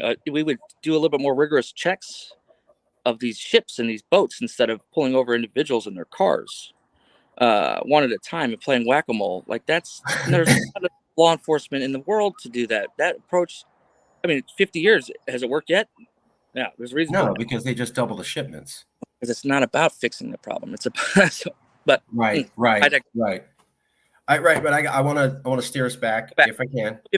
Back on topic. Yeah, sorry. So these are some of the economic questions I wanted to ask you. Sure. We're going to talk about an optimum currency area, basically the difference in Federal Reserve areas. We're going to talk about lowest global corporate tax rate, no income taxes, being able to change your economy around dramatically with different economic policies like Brazil and China, and the ability to rejoin NAFTA. The first thing I wanted, so let me. You did look at that. I saw you had my. Yeah, I was going to bring that up last. Cool, yes, great. Absolutely. I fully meant to do that. Cigarette would just give a bad image, because I didn't realize we were going to be talking this long, and I smoke cigarettes, and so I feel like I want one. I can go without it. I've worked for hours. Smoke a cigarette. I don't care. This is me being honest with everybody who watches this or listens to it. Like, smoke a cigarette. It's fine. No one cares. Well, I just said all drugs should be legal, so cigarette. Yeah. Smoke a cigarette. Drinker. I just don't like what alcohol does to me. I'm not much of a drinker. I don't judge those who drink. I get it. People drink. I think it's one of the most damaging substances that humans use. Drinking alcohol destroys people's bodies so fast. Not that this is any better. All right, so here's the first thing I wanted to show you. Crack open a brew, have a cig. This is the economic mind. These are less contentious discussions. Keep your ears open. A little bit more straight. So, okay, so one of the things they were saying was, okay, red states, you receive more from the federal government than you give in. If you left, you would be automatically poor and collapsed. And they left the discussion there. Now, okay, sorry. Finish. No, good. What are your initial thoughts? I don't know that they're good. How would they collapse? Just because these are federal. The subsidies in the agriculture for the farmers, maybe. I don't know that. How much federal dollars do they get in proportion to their overall? I don't have those numbers. It's significant. It's significant. Maybe 25%, 30, maybe 50%. It's not like 5 or 10%. It would be significant. Maybe it would be. Yeah, no, and of course, I'm sure it would have to be, right? Yeah. So, yeah, infrastructure that's already suffering, particularly in those areas, would probably only, be left in further disarray. So, yeah, I'm trying to play devil's advocate on my own. What I said earlier is, yeah, it would be devastating. It would, but it would also be devastating. It would be devastating to the whole country. It wouldn't just be to those states. Sure. What I wanted to point out was I think that they left the conversation limited. It was, you leave us, you get cut off from federal welfare or money, therefore you're poor, end of story. End of story. Well, they do try to make it simple for the masses. Okay. And so I applaud them there, I guess. Good job there. Well, here's some information I think they massively left out. I'm sure you're right. I'm interested. If I could present it to you now, with your permission. Granted. Okay. Yeah. So when we look at corporate income tax rates around the planet, one of the lowest corporate income tax rates in the world is in Ireland at about 12.5%. In fact, a majority of California Silicon Valley companies are not registered in California, but in Ireland. And Ireland gets all their tax revenue. It's part of the reason why Ireland economy has done so well. It's one of the most productive economies in the world. It's not because they have research. I'm sorry. That in and of itself is a problem. Yes. So, right. So, point is, if you have a global income tax rate that's really low, you can attract investment from the richest places in the world to your economy and massively boost up your economy way beyond what your labor pool and resources would ever provide. Whenever we look at the global corporate tax rate, it turns out that America is at the worst end of global corporate tax rates. So horrible global corporate tax rates is what Trump talked about. Ireland has one of the best. If red states were independent, they could set a global tax rate equivalent to Ireland's and much better than America's.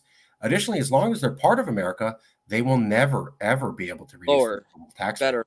the lower tax rate. We're saying lower corporate tax rate is what we're saying.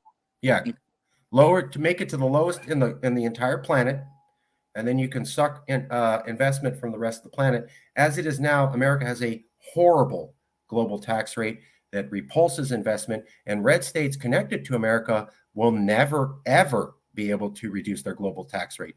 Is this an economic benefit or an economic hindrance that you could reduce your global tax rate to be the lowest in the world and attract investment from the rest of the planet? Janet Yellen proposed this, and I swear I had that same thought before she said it on national TV about having a global. They're trying to make a fixed rate around the planet. Yeah, which is going to be more than complicated. And how do you make that equitable? I mean, I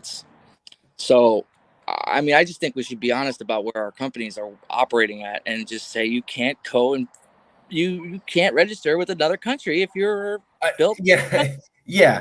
That's simple as important. We should stop playing all these games of being deceptive and being like, Google is offshore. Like your company's their headquarters is like offshore somewhere again. To maybe it's not. Yeah, right. But like your headquarters is not in Cuba, dude. Like, why is it? Right. Stop it. Fair enough. And Jerry Brown went to Ireland and he personally complained about all these California companies there and all the tax money that they were losing, while also saying that if California kept that tax money, we could easily be independent from America. Yes, he said that. But the question is, the debate has been, red states, you leave America, you lose federal donations, end of story. Is that fair, given that they would now... What corporations do they have that are going to... that they'll be able to modify their corporate tax rate that will then improve their situation? Well, Ireland did not have Silicon Valley companies investing in there like Google and Facebook. Well, neither does Silicon Valley. Apparently, they're in Ireland. Silicon Valley needs to come back to Silicon Valley. Right. If I could, I beg your pardon. Just 1 second. They did not have those companies until they reduced their global tax rate. They reduced global tax rate, then companies come. So what I'm asking you, is it a crazy idea that if red states were independent, they could reduce their global tax rate to the lowest in the world and also attract global investment into their economy? Is that a fair thing, or that could never happen? Yeah. Okay.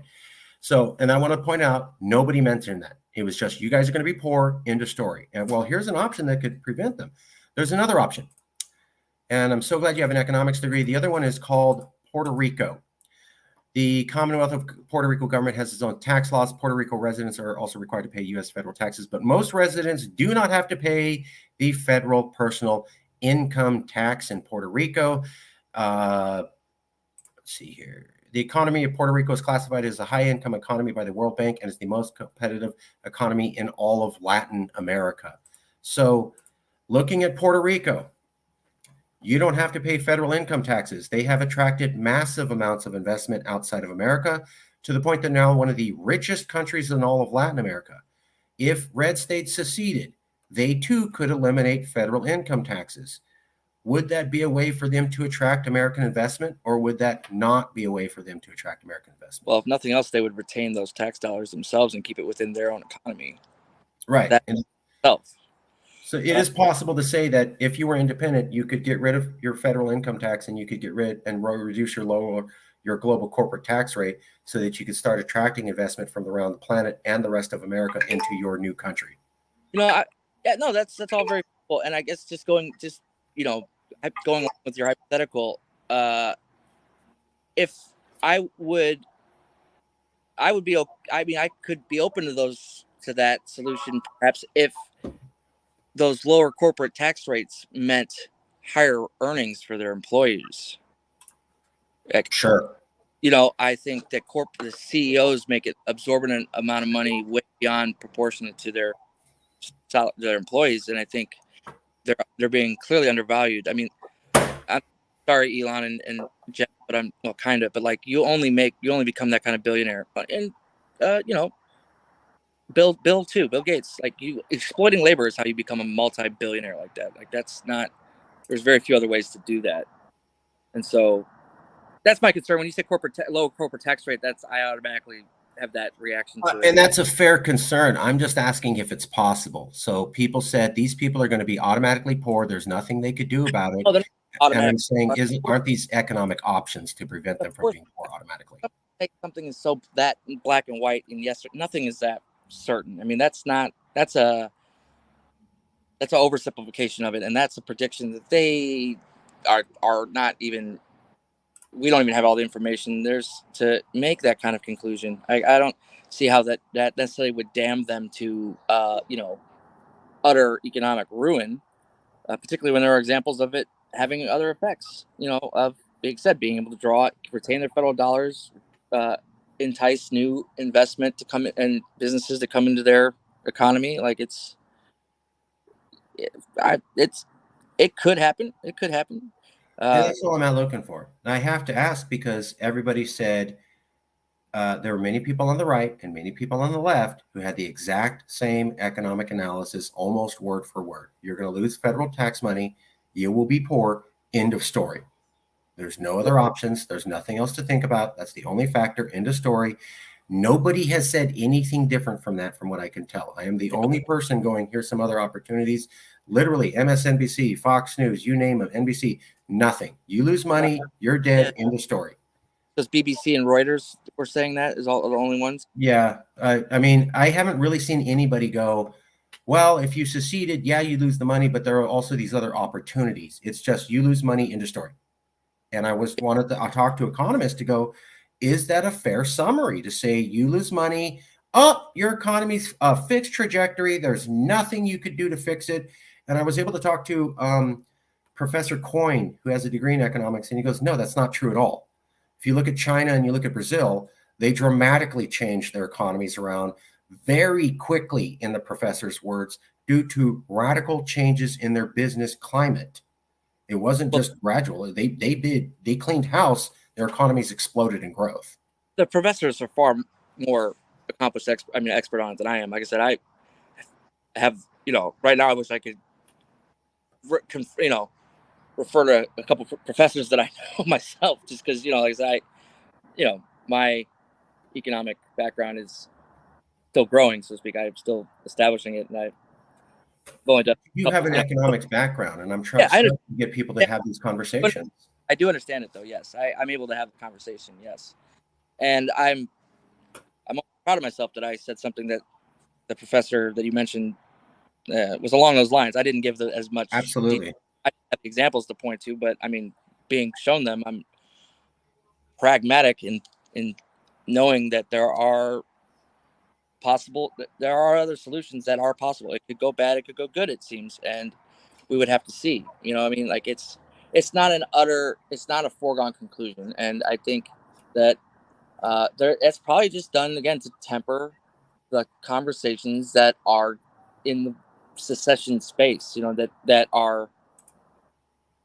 That you would be having in order to, execute a successful secession, and they don't want to humor. Yeah, they don't want to nurture or foster those at all. And I'm not necessarily a opponent of that. I think we should stay together. I want us to. I never got married because I want to get married for once and only. I don't want to get a divorce. I don't, and I love this country. When 9/11 happened, I was 18. I was gonna go sign up, but my dad begged me, almost with tears in his eyes, not to go, but because it wasn't, but and I didn't because I love my father. But my grandfathers fought in Korea in World War II, and and my stepfather fought in Vietnam, and and they were all Democrats. I have family in all 5 branches. Yeah. Coast Guard, Marines, Navy, Army, Air Force, and my grandfather was in World War II. And I don't mean any disrespect to the soldiers, but I would also point out that every single soldier since the 1795 has sworn an oath to uphold the Constitution. Of course they have.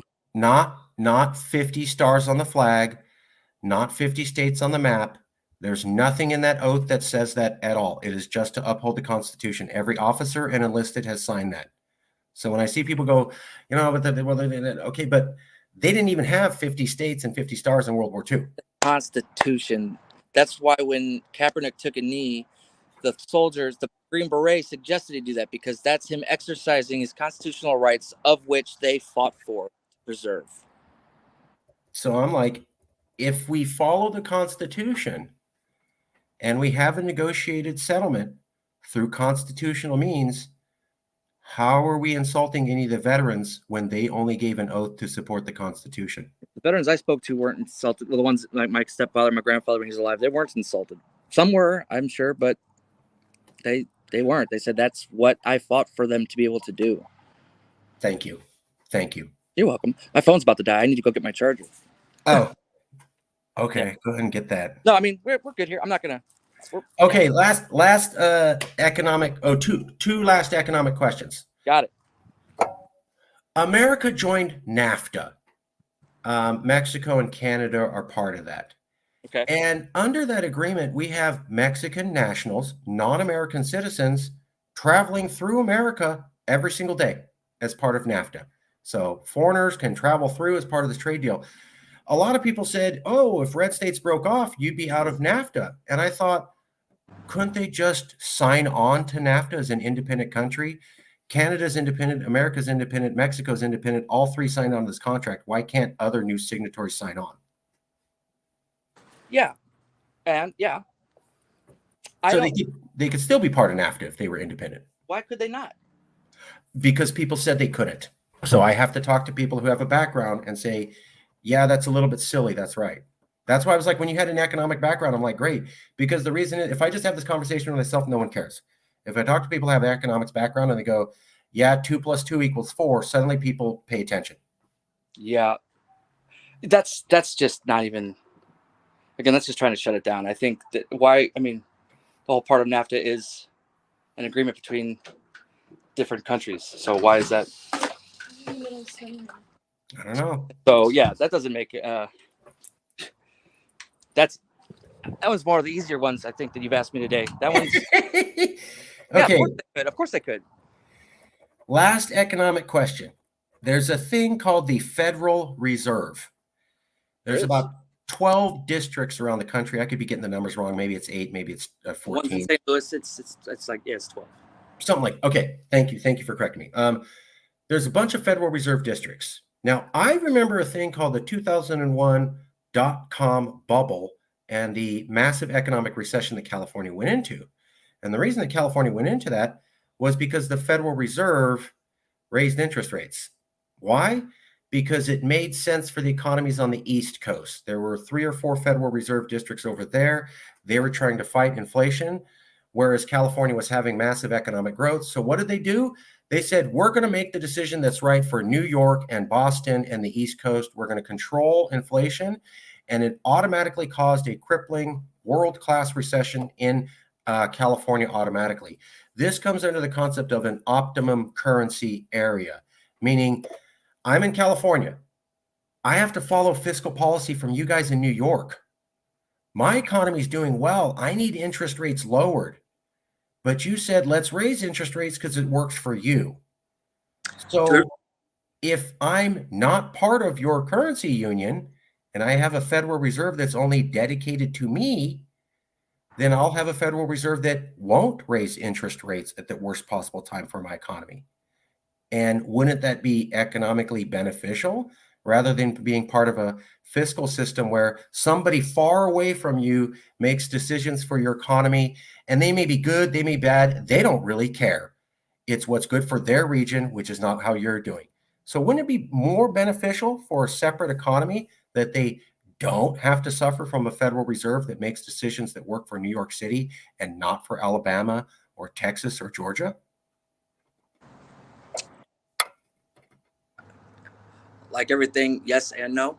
I mean, so the dot-com bubble was not simply because of the interest rates. It was a component of it. But yeah, there was also a lot of shell companies and overinvestment in companies that were failing. And so investors there was a lot of over speculation that got people, True. overinvest.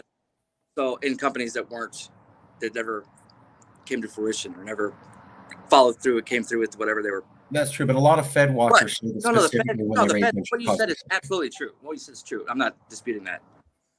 And the interest rates right now, it's relevant to right now. Of course, is why you mentioned it, because we're seeing the interest rates stay massively high in order to bring inflation down. Which, by the way, it seems to finally be working a little bit. So hopefully they'll stop anyhow. I hope. So yeah. Well, right. But hey, if you want to stop inflation, what you do is print new money to bail out banks. Economics 101.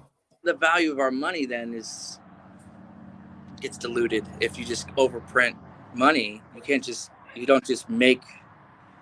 I mean, so macroeconomic and banking money, it was not necessarily my forte in school.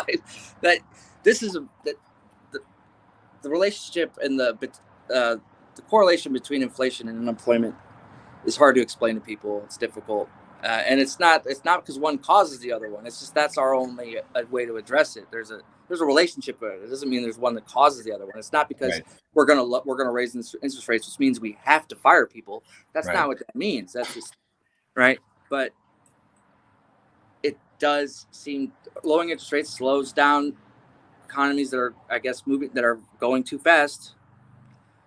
That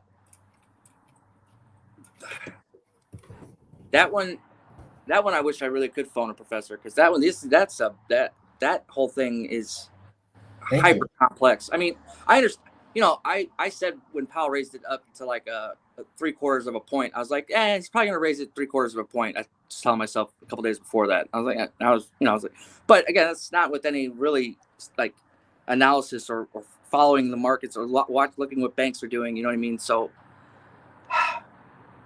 yeah, I think what do we, if we've got fluctuating interest rates across regions, then the theory is that if California, for just a theoretical exercise, California was an independent country in 2001, had its own Federal Reserve, it wouldn't. Okay. Would the independent California Federal Reserve say, let's raise interest rates on ourselves, which will cause an automatic recession? Or would they have said, no, let's not do that because it will cause an automatic recession? Clearly, they wouldn't have. Right. I mean, but because they're part of a larger union, New York said, you're going to do what's not good for your economy because we said so, because it's good for us. And so if they were independent, they never would have done that, which means they never would have gone into the recession. This also happened in 1992 under Clinton. Federal Reserve set economic policies that were not in California's best interest. So when you're not in the driver's seat and you're not near New York City, you don't get fiscal policy that's beneficial for your economy. You get fiscal policy that's beneficial for the Northeast of America. And if you were independent, you would have a Federal Reserve that didn't raise interest rates at the worst possible time or lowered interest rates at the worst possible time. Now you do. That's the theory. You're free of that. Is that a good thing or bad? The thing that gets lost in raising interest rates. They could also raise taxes on the wealthy and corporates to also make up for. True. They could get tax. You know what I mean? True. Which they don't, because that would require Congress. The Fed can't do that. True. I guess I'm putting together a composite picture of these red states left, theoretically. Yeah, they lost a lot of federal tax revenue, but then they got rid of income tax and attracted a bunch of American expats. And then they reduced their local corporate tax to the lowest rate in the world, and they started getting a bunch of Saudi investors. And then they had their own Federal Reserve Bank, which made sure that their fiscal policies matched their economy. And then they rejoined NAFTA. That seems to be a dramatically different picture of a potential economy than you lost your federal donations, you're going to be as poor as America, as Central Africa, end of story. Here's 4 of the major economic factors we're not even looking at and going to conclusion. Is that fair? That's a blatant, misrepresentation of, that's just not even. They're all doing this. Anybody who's doing a fair job on economics on the left or right about this, all of them are doing this. Yeah, no, it's economics.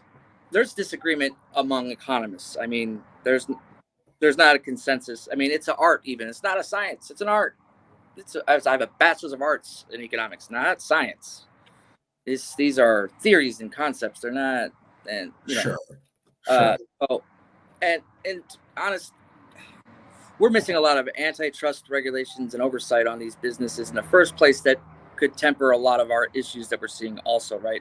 These poor states that we have, or the housing crisis and the homelessness here we have in California, are all because we are not making corporations pay their fair shares to their employees, and whatever that looks like. But there has to be a living wage, and I'm not saying we should give people a living wage. I don't agree with. They're trying it with that mayor from Stockton. They did it, the universal income. Right. Yeah. Universal income is not, that takes away my agency to take care of myself. No. We should have his name. Stanford grad. Tubbs. Yes. I was thinking Miami Vice. Yes. Yeah. And he's a smart guy. I like that guy. Stanford grad. He's not a dummy. Not at all. I don't agree with him, but he's not a dummy. He knows. Yeah, I'm went to Sac State, so I mean, I'm kind of lowbrow when it comes to those. hey, me too. I went to USC. It was a party school, so whatever. Oh well, we have no campus there. It was, you go to school at Sac State. That's what you. Anyway, no, but no, it's there are many possibilities when it comes to economies and what they want to do and agreements of what they want to make. And so to say that it's restricted, again, we as journalists, we like to wrap things up in a nice little pretty bow for everybody to understand. And we pick one and we stick to it. And, maybe they should put a discrepancy in there. Like, this is one possibility. This isn't the end all. There are other economic outcomes that are just as within the realm of possibility, but maybe they don't have to elaborate on the examples and make another argument that which sure they could have said, but they could pursue different tax policies. They didn't even say that sentence. It was, you'll lose money, you're dead, end of story, no discussion of anything else. Tax policies, they didn't raise luring in new innovative companies and things like that. The slew of things that you showed me that. And is that fair? With someone who has an economics background, is that fair to go, you're going to lose federal money, into the story, nothing else to look at? Does that seem fair? Does that seem good journalism? I mean, I'd like to say something a lot more complex than just no, but. Okay. I am sorry, man. This is supposed to be fun. I hope this is fun. I'm sorry. Look, I signed up for this. You know what I mean? Like, you didn't have to ask my permission earlier for asking any questions. I've already. I feel bad now. I'm like, I feel bad. And by the way, you said that, some people are concerned about. I felt like you've been gotcha journalism at all. Like, even though I wasn't prepared for the economic section of this so much, like, I should be able to just, again, organically respond to that and not have to be coached before I respond to something, which is why you're getting responses that aren't necessarily, I'm not even answering I don't even have the answers for some of them. Yeah, but you're being honest. And what we're not getting is honest reactions from your own words. You said 5 different times, people in the media are probably censoring this because they think it's the right thing to do in their heart. That's not democracy. That's not how Americans solve problems. That's how the USSR did it. What we need is honest opinions and honest data for the public. We do not need information gatekeepers. No, and I believe that because I think that the fourth estate is what is one of the strengths of American democracy. Absolutely. And without it, become Turkey or something like that, man. Or exactly. It's not. With all due respect to Turkey, I guess. I mean, I don't know. It's not. The people of Turkey are wonderful, just like the people of Russia are wonderful, and the people of Iran. We have a problem with your governments. I have a friend who's Turkish. He's one of the best guys. We love the people. I always say this thing: Chinese people are awesome. Russian people are awesome. Iranian people are awesome. We have problems with your governments. Your government. We have an issue with. Yeah, no, it's so yeah, man. There's more than one possibility. I mean, it could get totally screwed over. They could have a boom, or it could be somewhere in the middle of that, right? It's not, our ability to forecast with models are only so. I mean, they only hold things. They take a couple things to model an economy or model a situation, but they hold all else the same. So there's a lot of things that they are not accounted for. There's other externalities that are taken out of the equation when creating these models to try to, give us some understanding of some area of whatever. Yeah. I'm an expert on climate change models, and I completely agree with everything you just said. Yeah. Oh, great. Yeah. No, thank you.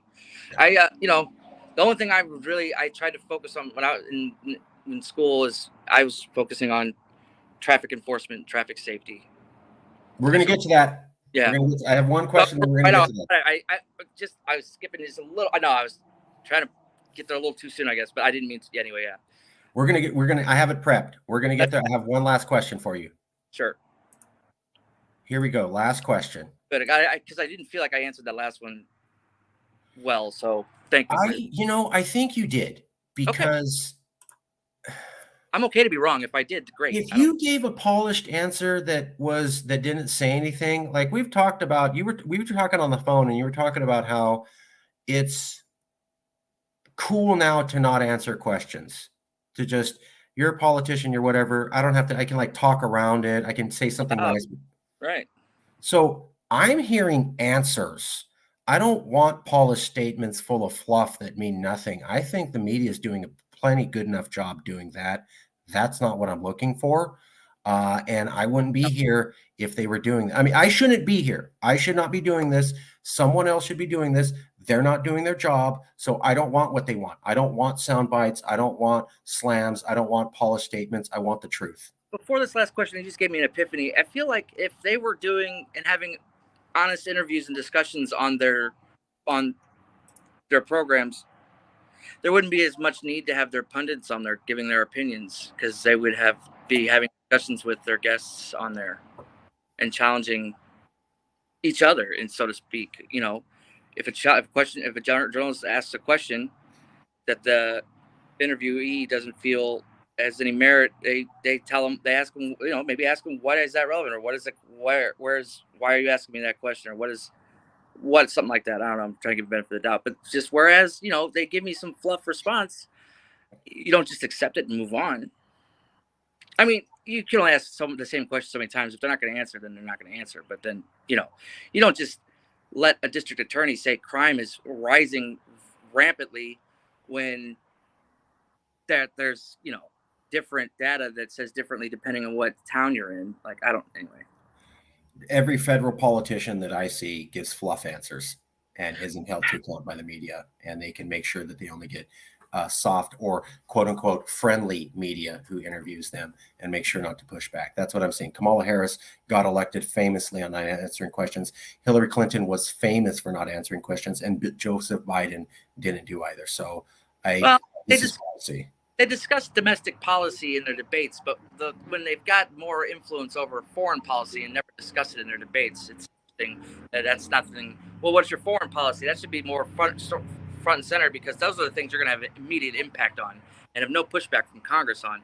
Whereas all this domestic stuff that you're talking about is all hypothetical and based upon a gridlock Congress doing something. So, well, they asked Kamala, "Are you going to the border?" And she goes, "We've been to the border." Haha. They dropped it. They asked Joe Biden, "Have you heard about conditions at the border?" It's fine. They dropped it. So this is what I'm saying. These are real questions. These are tough issues. They kind of give a soundbite, and it is dropped by a pool of 15 to 25 reporters. The border's been an issue for 30 years. That's what I've seen. Border's been an issue for like 30 years, though, hasn't it? I mean, across administration. Sure, but I'm just backing up. We don't really get an honest answer. Most recent, we're just using an example of how they're allowed to skate. I don't like that. I prefer more honest answers, and I prefer honest conversations. And I think you can't fix problems without honest conversations. It's a crazy theory I have. I think that people, even our politicians, they have a lot of an ego. I mean, it takes quite an ego to run in the first place, I think. But unless it was more organic, so people are telling you, hey, you should run. That would be a little bit. But they don't want to project any weakness or inability to come. They seem to have to have an answer for everything when not one person has all the answers for all the problems, and it's okay to not know that. But they're not being honest with us in saying that. They're pretending they have the answers to everything. Maybe behind closed doors at best, but that's, again, they're not to the public. Everybody's has to have an answer for something instead of saying, hey. I was told what makes us better than China and Russia is that we have transparency, and the discussion with you right now, the last 5 minutes, sounds like we don't have transparency. So how much better than we are? We have more transparency than those that you mentioned, sure. We're not as censored as those other ones nearly by as much. But the free media democracy tracker, we're not number one as far as most free media. Those are European countries. We're like high 20s or low 30s. We're like, there's like 20 countries easy to have a more free media than we do. We're equivalent to Romania in the last standing that I saw. Yeah. We have the level of free speech and journalistic integrity as Romania, not even France or England. We're going to circle back to this after we talk later. Sure. This will be because, again, you said a buzzword for me, Silicon. I haven't let you get to your question yet. Silicon Valley is a buzzword for me as far as transparency goes and access journalism. So we'll just bear that in mind as our relationship grows. Sure. And I want to do the podcast with you, me, and Jackie. Okay, last questions, and then we're going to get to the traffic. So some people said, hey, Marjorie Taylor Greene, let's not secede. Nobody needs to secede. We just need to split states up into red and blue populations. A lot of people said, well, you can't do that. It's purple. And so I did a show on that. And I had a couple questions, which was, if we look at Georgia's not purple per se. It has a gigantic blue spot in Atlanta, and then almost the entire rest of the state is red. If we look at Texas, I'm sorry? I said exactly, yeah. Yeah, if we look at Texas, almost 90% of Texas is red. There is a urban triangle, they call it, between Houston, Dallas, and San Antonio, representing no more than maybe about a sixth or seventh of the total landmass. Well, Arizona's the same way. They've got Maricopa County, but then other than that, it's red, right? Yeah, exactly. We can take a look at Illinois. Illinois is not purple. Chicago. Yeah. I'm from St. Louis originally, so I mean I'm familiar with Southern. Yeah. Okay, and then there's Oregon. Most 3/4 of Oregon is red. It's the major cities on the coast that are blue. Really, only the top northwest corner. And if we look at California, yes, we have conservatives. My stepfather voted for Trump for economic reasons, not for race reasons. He's married to a Mexican woman. But, when I talk to conservatives in LA and the Bay Area, they know they're outnumbered. There might be a couple million of them, but they're not going anywhere because they have friends and family and businesses. And if they were going to leave, they would have already left. Well, that's why Gavin Newsom, I mean, it was just LA and San Francisco that gets Gavin Newsom elected, basically. True. But when we look at this map, the only place where conservatives outnumber liberals by far is in the Sierra Nevada mountains and the far north Jefferson area and Bakersfield City, basically. Okay. Sure. Which means, and if this map here on the bottom is a little bit hard to see, but basically it's showing from elections from 2008 to 2016, we've largely pushed conservatives out from the Central Valley, the coast, to the mountains. why can't we separate Mountain California from the rest of California, where there already is a clear political divide?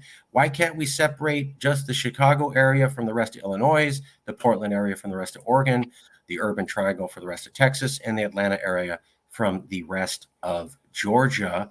Wouldn't separating them into separate states allow for some reduced tension? Hey, vote blue, fine. But the rest of Georgia's red, and it's going to stay red demographically for another 20 years. Would that help the situation? Would that hurt it? Is this possible? And I'd also like to add, there were 4 states that already split off from other states. So we know legally and constitutionally this can be done. Sure. I think that kind of caters to, I mean, so we're going to already take a state and then we're going to split it based on political leanings. Yeah. It's so that's kind of like, it's kind of like not talking about racism. It allows us to not settle our differences and to not talk to get together to come to find, solutions, bipartisan solutions. If we're not working together, we're just isolating out and drowning each other out. If we could just go, well, we're all going to live here in this state, and then we could just make another state for all us blue, red. This is the Hatfield and McCoy situation now, and there's no incentive to try to listen to the other side. It is just catering to the division. That's my gut reaction to that. Would that reduce tension? So now in Texas, Texans aren't worried about a bunch of Californians coming in and swifting the election and Democrats taking over. It doesn't have that kind of pull or polarity. Hey, elections are pretty much going to stay conservative in Texas, so calm down. And in New Texas, elections are pretty much going to stay blue. Those crazy conservative Texans can't ever come and take away your right for abortion. Until 20 years when people move. Country's fluid. I mean, people are moving around. That demographics are not going to hold for the next 20, 30 years, and then we're going to change it again. Well, right. Reagan was, this is Reagan country he's governor in his 60s. Like, this is made, right? Like, well, to a degree, Robert, the Big Sort, the book that we talked about. Sort, yeah. Sorting themselves in life. I need to read that. I need to read that. Yeah, that is saying that these communities are relatively cohesive and are projected to be cohesive far into the future, maybe like 10 to. I see what you're saying. Yeah, with Chicago and LA, they've been that way for. Yeah, sure. No, I'm moving to conservative Texas because I can't have liberal California. I'm probably going to stay conservative in Texas, and my kids are probably going to stay conservative. That's what the data appears to be showing. That's absolutely what's happening. Yeah, that's what's happening. People are moving. Maybe my grandkid goes, "Oh, this is a stupid idea. I want to leave," but I will be there. My children will be there, and most of my children will be there, and they'll still think roughly politically the way that I do, cohesive, because most everybody in the area thinks the way that I do. I'm not really interacting with liberals anymore. Everybody's conservative. So the political climate's largely going to stay conservative for the next 10 to 20 years. So it's stable. So I don't have to worry about the laws being changed to something I can't live with, transgender story time, or my guns being taken away. Things are going to stay the way that I want them to stay. And now that we had this split, if you want to be liberal, go over there. I don't have to interact with you, like you said, not fixing the problem, but it reduces the tension. Would it reduce the tension? Perhaps for a while. Perhaps. For maybe 10 to 20 years? Wouldn't that be a good period of reduced tension? Given that as I showed you the data, we seem to be becoming increasingly polarized every single year going back to 1992. Maybe a 2-decade break would be exactly what it takes to heal the country.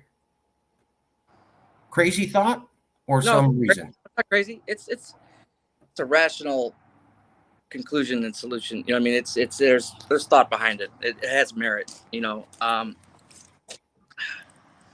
but I feel like, again, it's just kind of like it's like a child who comes from a household of very a very strong religious background and doesn't want to expose them to soda or certain movies. Right. Then they aren't prepared for that when they enter the world where there's soda and there's scary movies and there's, there's things that, and I'm using those as very, benign examples of things that are in society that they might be sheltered from rather than informed and exposed to at a responsible level. You can't protect everybody. It doesn't foster any new thoughts, though. It's going to stay. There going to be any new ideas from that. We're going to stay stuck. And then also, Republicans and Democrats aren't monoliths themselves. I mean, I'm a progressive. There's a split within Democrats, and there's the Tea Party with the Republicans. Like, it's not. There's just going to be infighting then amongst themselves then because there's going to be because at least amongst those issues they're going to start to get into debates. One would think, as crass as they might be, whatever. Are they gonna then devolve into calling each other dummies and you know what I mean? When those things don't work, I mean, I don't see that. It's possible, but you see what I'm saying? Like, there's just, and then if we split the two, then we're gonna all of a sudden see 4 parties all of a sudden because then they're gonna split. That's It's possible. It's also not. It's also not. That's not because. It's not probable because 2 parties. That's the thing with the multiple party system. We have several parties in this country, but there's only 2 main ones. Right. Mathematically, when you have a third one that overtakes the second one, then there's 2 main parties again. Like, it doesn't. From what I can see. Yeah. Sorry. Well, like, if you look at the Bay Area elections, they're all Democrats and ultra lefties, right? There's no Republicans. And the debates, there's a little bit of competition, but not much because it's not all on the line. Now, compare that to Georgia, where we're looking at Senate races and they're going, are we going to go to a Biden America or a Trump America? There's a huge gap between those 2 candidates. Then you compare that to a corporate Dem versus kind of a woke politician in San Francisco. The gap is much less. I would argue the same thing for the Tea Party and Republicans. Yeah. So, there's some division, but the amount of division is dramatically less because they're kind of all on the same ideological side. I mean, I think the race, the Barbara Lee and the Adam, the Fitch, I'm sorry, I can't. There's like 3 people already trying to run for Feinstein's seat. Yeah. I need to look into that. You reminded me of that. I told somebody I was going to do a study on that. But I think that would be more civil than the Warnock-Herschel race was. Sure. Right, because we're not going to have a hardcore Trumpian run as a realistic Senate candidate in California. It'll never be allowed. So we won't even be debating those ideas. Those people will never even be allowed anywhere near consideration California. So we're going to be talking about a bunch of lefties. I don't like your super leftness. I'm more of a moderate leftness. That's a big difference from I'm a hardcore Trump flag wearing MAGA head. It is. It's not the same, and it probably wouldn't take hard. It would take a while before it became more polarized. I mean, before they became polarized, right? So that's, I'm sorry. California, anyway, the water laws in this country in this state would make that pretty complicated in and of itself, wouldn't it? We do have outdated water laws that go back to the 1800s or something. We haven't They're from Spanish. They're from Spanish roots. Yeah, it's ridiculous. Everybody else has modernized their water laws, and we haven't, largely because the farmers didn't want to. They got the water law that they wanted. I'm glad you said farmers real quick, and this is just a little side note. Farmers. The water restrictions on the population that uses like 10% of all the water. We're supposed to reduce our usage. Us 10% that uses 10%. We're supposed to take the 10%. And we're supposed to reduce that a little bit instead of taking the 90% of water users, agriculture, and asking them to perhaps modify how they use their water, or just wasting the water because they have to use it to retain their rights and grow alfalfa or whatever the hell, just because they don't want to lose their water rights, reasonably so. But then they're just using the water just to use it. Like, how is lowering what 10% of people use? So I should brush my teeth once a day instead of twice a day, or once every other day instead of every day, or just not bathe, or not, or have a rock front lawn, which is fine. I don't really care. I don't like mowing the lawn, but I'm saying in the scope of conserving water and using it, like, growing an avocado takes a lot of water, man. Growing nuts, walnuts, they take a lot of water. We sell them a lot of money over to China, though. So I mean, nobody should tell a farmer what he should be able to grow. I'm not saying we should restrict it either, but well, that I teeter on that because they're all a lot of farmers are subsidized from the federal government too, and there's the subsidies that go to the farmers. Sometimes they pay farmers to make more than they need, and it's anyway. I completely agree, and I got to tell you, almost nobody knows what you're talking about. And if you said that publicly, people would say that you're wrong and crazy. I have a except for economics professors. Economics professors wouldn't, but okay, great. I literally did an 8-part series documentary with Warner Brothers Music. Yeah. And one of the episodes was on water. I spoke for an hour saying what you were saying. Oh, shit. All of it was cut. Oh. They went to one guy, and all they did was they took a sentence I said, they chopped it in half, where I said, we don't have a water problem. Everybody's wrong. The second half of that was, as you've been told, meaning we have enough water. We have a agricultural water export problem. As we've established. Yes. So they cut all that. They chopped my sentence in half, cut the hour discussion, and went to one guy who says, Marcus says we don't have a water problem. And he goes, well, that's nuts. And then that was the whole discussion. So I've seen people literally stomp into the ground the facts that you're mentioning and say, you don't get to tell those. We don't know that. And when I was bringing this up to them, these are professional researchers. They asked me 5 times for the data because they didn't believe me. Go find it. It's there. I showed it to them. They didn't want to look at it. Showed it to them. That's even better. I'm just saying they asked 5 times because they had never heard the facts that you're talking about. 80-90% of our water goes to ag. It's not for people. We have 90% more water for humans that we need. 2/3 of our ag is not for our consumption. It is for other people. We could grow all the food that we need and all have more water than we could rain on and showers all day long, and we'd be totally fine. They cut all that and said, no, there's a water issue in the story. Don't listen to what he's saying. So the facts you're mentioning will be denied. There's a water issue, but they're not addressing it the most effective way. They will not allow you to have that discussion. I've literally seen it curtailed, and then they literally had an expert come in and say the opposite of what I was saying after they literally cut my sentence in half and cut an hour of the facts. Now, Warner Brothers documentary, 6 months ago. If we could go and have a discussion of what was left on the editing floor and have them give an honest answer about why that decision was made. Not that, we'd have probably a difficult time believing them, but what was it that made that something unpalatable, palatable, whatever? You didn't want that in there. What was that? What was the decision? What was the decision-making process like in that? What I sent an email to all 5 of the people who'd worked on the documentary. They didn't respond. Yeah, I got a response from none of them. Yeah, no, you could see the utter shock and amazement on my face from that. Just saying, I tried to say, look, yeah, exactly. You get it. 80% of our water is for ag. Most of that is exported. We have plenty of water to grow all the food we need and take care of ourselves. And people go, well, wouldn't it collapse the economy if we got rid of ag? Sorry, ag is 2% of the economy. We could economically afford to collapse the entire agriculture sector and be just fine. It's no more than 2%. Nobody will ever hear that. They also won't hear that we had the second bore tunnel proposed by Jerry Brown that would have increased our water supply. It was shut down by Gavin Newsom. Yeah, it was 2. It went to 1. Thank you. They won't mention that either. They also won't mention that. Sorry. Oh, no, good. No, it's probably not too related, but it's just dumb monies in economies.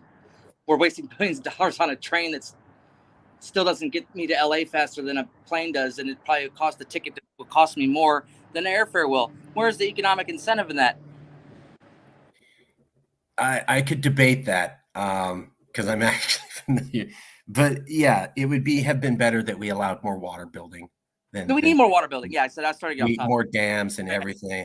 And the other thing was they're pointing out with the Colorado River aqueduct. They're like, well, if California was more independent, we could get cut off from the Colorado River aqueduct. And I was saying, we have enough water to divert water from the north to more than cover the Colorado River aqueduct. Is a crucial contributor to our water. Yeah. Yes. And I pointed out to them the Colorado River is going away. It's going to die. That's what all climatologists say. So why are we counting on something that's going to die, according to what every scientist says? Also has rights from other states along the way, taking from it. Yeah.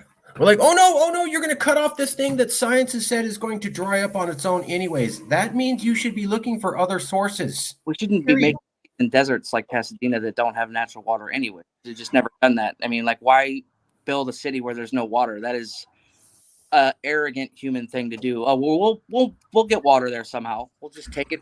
We need to. Sorry. We also don't have desalination plants like we could. And my favorite is we don't have water recycling plants for most of the city. So we waste a lot of water in our urban areas. We don't have to. We could put basically citywide recycling systems in to capture a lot of the wastewater. LA, San Francisco, Sacramento don't even do that. So we lose a lot of wastewater. We haven't even invested in the recycling. It's only a couple $1 million, but we won't do it. We'll talk about water as a problem, and we'd rather limit water to the people than actually build infrastructure. That's what I see, and I'm somewhat vested on this. But I promised you something, and I'm going to keep my promise. I'm a man of my word. Driving is a right. Driving is a right, not a privilege, by Robert J. Hansen. Unimpeded mobility, the right to drive. What did you mean? What is this about? Why write this article? Why does this need to be out? So the impetus for it is the need to reimagine our traffic enforcement policies and the way that we, as far as in the interest of safety and constitutional rights and liberties being violated on a daily basis. But we are taught growing up that driving is a privilege for us to have our license and to be able to drive. I agree it's a privilege for a 16-year-old to have his own car, because not everyone does. But driving is a right and necessary component for economic mobility, that without it, we wouldn't be the same country. And though it requires, there's a responsibility along with it. We have to know how to drive, which we get our license. I would be fine having to renew my license if they made me do a driving test every time, because it would make sense why I have to pay you more money for another license every 5 years instead of just renewing it, as if that does anything and make sure I still know how to drive. So we're taught growing up that driving is a privilege, but really, you tell me somebody that doesn't have a car that has the same access to, that is competitive in the job market as somebody trying to get a job, or if somebody without a car is stuck in the inner city and has very few options to go to work and has to sit on a bus, and how many hours do you wait and sit, with the exception of a couple highly dense cities, San Francisco, Chicago, New York. There are areas within those communities where that works, but we're not Japan, where we can rely on a major, public transportation system. Clearly, I mean, we not only is the car like one of the most symbol, is just the symbol of American freedom. It's needed. You have to have it. 85% of the country goes to work in their own private vehicles. Either the first or second highest producing planet or country on the planet. We have to have our cars. And when you take somebody's car away from them or pull them over the way cops do and tell people it's a privilege, like, it's couldn't be anything further from the truth. Police, I wish were using them traffic enforcement laws to improve safety. Research I've done does not reflect that. I think that they can be done in a way that makes us safer. There are certain violations and ways. So I spoke to Norm Stamper, who is a former chief of police in Seattle in the late 90s, early 2000s. He wrote a book. He wrote a couple books, but the one that I read about his was "To Serve and Protect: How to Fix America's Police." And I asked him. He gave me a very thoughtful response via email, saying that I asked him. I was like, "So what? You know, I don't remember what I read that made me prompt this, but I asked him, like, so what, what kind of traffic stop does improve safety? Like which ones do help lower fatalities?" And he's like, "Well, it depends on why an officer made a stop and what the person was doing when they made a stop. And if both of those aren't for he was doing something dangerous and then you pull them over for doing that thing that's dangerous, then the stop's not going to have any effect on improving safety." Meaning you can't pull somebody over because the taillight's out thinking that you stopped an accident. Like, that's not, nobody wants to wreck their car. Like, we already incentivized. Nobody, like, as an economist, we behave by incentives, and nobody wants to wreck their car. And so we have to, there's, again, responsibility with learning how to drive and be thoughtful of our drivers. But the way the traffic enforcement is those practices do not help people learn how to be better drivers, let alone the can of worms that we're not going to open regarding the issues that we're seeing with, like, Philando Castile and Sandra Bland and the like. Oh, which are major tenets to this book that I'm working on. That my mother reminds me constantly I need to finish, and she's pretty scary to be driving along and then get pulled out and end up dead 2 days later. That'd be terrifying. Yeah, because the guy asked you to put a cigarette out because you pulled him over for what? What did you do that unless somebody's doing something that endangers their lives or the lives of other drivers, cops have no business pulling somebody over. Moreover, traffic laws are not anything that should provoke probable cause. They're doing it again. I can't help. I'm not trying to be, again, sensational here, but it's to fuel the mass incarceration system, man. Like, they get people in our cars. It's the most easiest place for an officer to have proactive policing and to preventive, because most of it, if we notice, is reacting. Like, a shooter kills somebody, then the cops go in, which admirably in Kentucky, admirably. I'm not saying we don't need police. I just want them to do. We support law enforcement. Yeah, there are bad cops. They do need to be reformed, but yes, we do need police. Want to make sure we're clear on that. Yeah, I'm gonna. Some people are gonna be not happy. With obviously we need reform. Thank you. Defund the police is just rhetoric that even Obama said is not helpful, because it doesn't foster any discussion. No conservative is going to listen to defund the police. Well, no. Give me policies and practices that you want to improve. Right. And we'll talk about it. And if that happens to lower, if we hired more cops, we'd pay less in overtime, which then inflates budgets. But let's utilize what they're effective at better. Focusing on traffic enforcement and pulling people over for things that don't do anything. And some people think, oh, it's just a revenue builder. The revenue thing does not. That only applies in small towns. Major cities where they've got huge budgets, the traffic enforcement fines, it basically self-sustaining. And then, like California, like, those fines get broken up and distributed across other things. They don't even go towards they're in small cities. They've shown that when there's a deficit in tax revenues, the subsequent year they'll try to mitigate that with increased traffic fines, right? And more citations being issued, which is interesting. But that's in small cities, small towns where they don't have a budget of large tax revenues. So why do it if it doesn't help the tax base?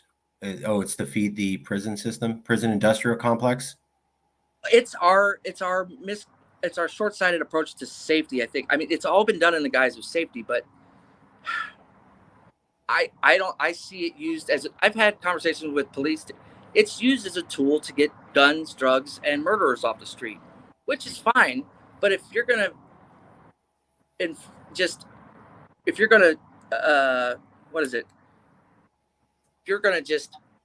target people and profile people and pull them over because they have a history or they're in a gang. I just don't even think executing a warrant or arresting somebody that provokes a high-speed chase, which then goes on the news, that shouldn't even be. We have surveillance. We know these people are. Right. Just go get them when they can't run in a car. Right. Why a warrant in a car? If you saw they have a warrant, like Dante Wright, they spooked that kid when they said he had a warrant after they were already talking to him. And they were trying to cuff him, and then the lady said it shouldn't have, as I've had other law enforcement tell me, that got him to jump because he's like, oh, he's scared. Now he's going to go to jail. And then he just reacted. Not that and then she made a mistake and pulled a gun instead of a taser and shot him over. That's what she says. That's what we're going to, again, that's without opening that can of worms. We're not giving up. Yeah. Just. Right. No, you're right. No, thank you. I'm saying. Oh, yeah. That's ostensibly, right? So there's so many more dangers. It just a traffic stop is it's a dangerous maneuver. Like there's on the side of the freeway. Why are you not letting somebody go to the next exit, then pull them over? Unless they're like swerving all over the road or something. Or how does giving a kid who's driving 120 in a new Corvette, a rich kid, and then giving him a ticket and then letting him drive off? How does that? No, put him in jail.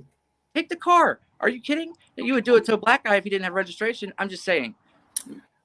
Can I give you a few stories to back up what you're saying?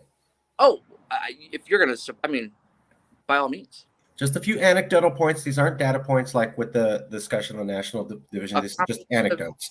Requires anecdotes too, as well as here in Fresno, we have a lot of police. I have met police. No. Family, friends, stuff.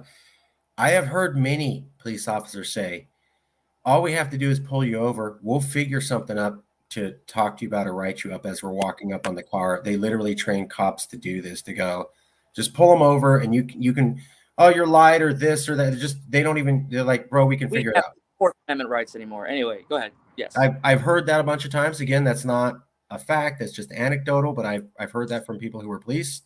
Yeah, we'll just pull you over. We'll figure it out. And they do profile. They absolutely do profile. They look at the person in the car and judge, should I pull that person over? Yes or no. And then they make the decision. And then they make the decision after that on what to get you for. So it's nowhere in there did I hear anything about safety being a consideration. No. Those people look like thugs or criminals. In my opinion, I should pull them over. And as I pull them over, then I will begin to worry about what I pulled them over for. I will make some, and I've heard this many times from cops. But from cops who have very, very, very in depth and very elaborate. They're very, they've studied profiling, and they're very, they always have they have doctorates in this stuff, don't they? They're very. I'm kidding. We let anybody be a cop. It's not that we don't need them, but not many of them have you don't necessarily have to have a bachelor's to be smart. I'm just saying there's certain things that you study, like profiling and psychology, that I don't think your average law, officer has that firm a grasp on. When I was hanging out with a bunch of other Mexican kids in high school, boy, did we get stopped a lot. And when I wasn't hanging out with a bunch of Mexican kids, and when I was wearing a suit, I almost never got stopped. So that was something that I noticed. I also noticed that when I wear a tank top and I'm sweaty and my hair's messy because I was working out, I drove into a rich neighborhood once. Within 2 minutes, they had a cop on me. And I'm like, whoa, what? And they go, we had reports of someone who matched your presence. And I go, ma'am, I got here 60 seconds ago.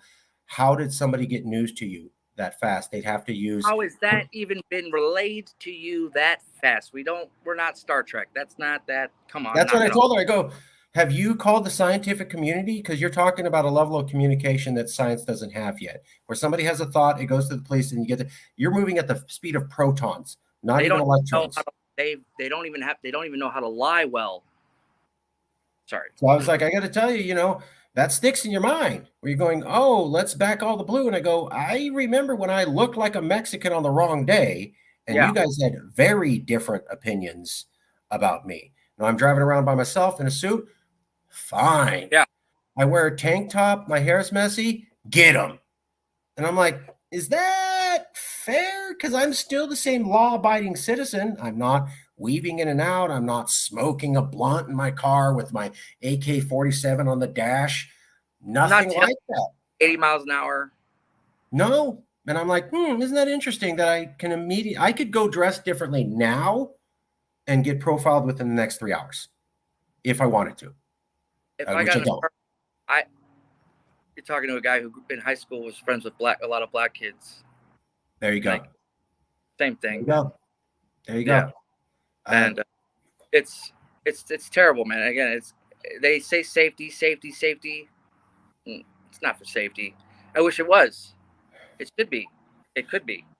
I think some of them in there, yeah. No, they're taught. We know.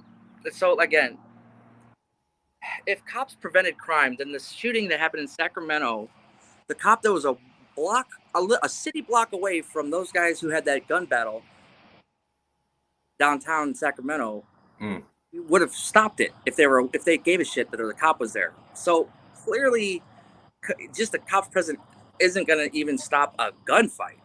Like, and a cop was right there. Like, that's a brazen criminal right there. That's brazen right there. Don't be wrong. Like, most like a thief would have seen a cop and be like, yeah, let's call it off. You know what I mean? But like, I think their presence does help curb crime from happening. True. But that means we have to have a cop at every corner. I mean, like, if we give communities what they need to succeed and make it less viable to break the law to make a living or whatever they do, and make it easier to get a job to make a living, then I think people would be more inclined to do that.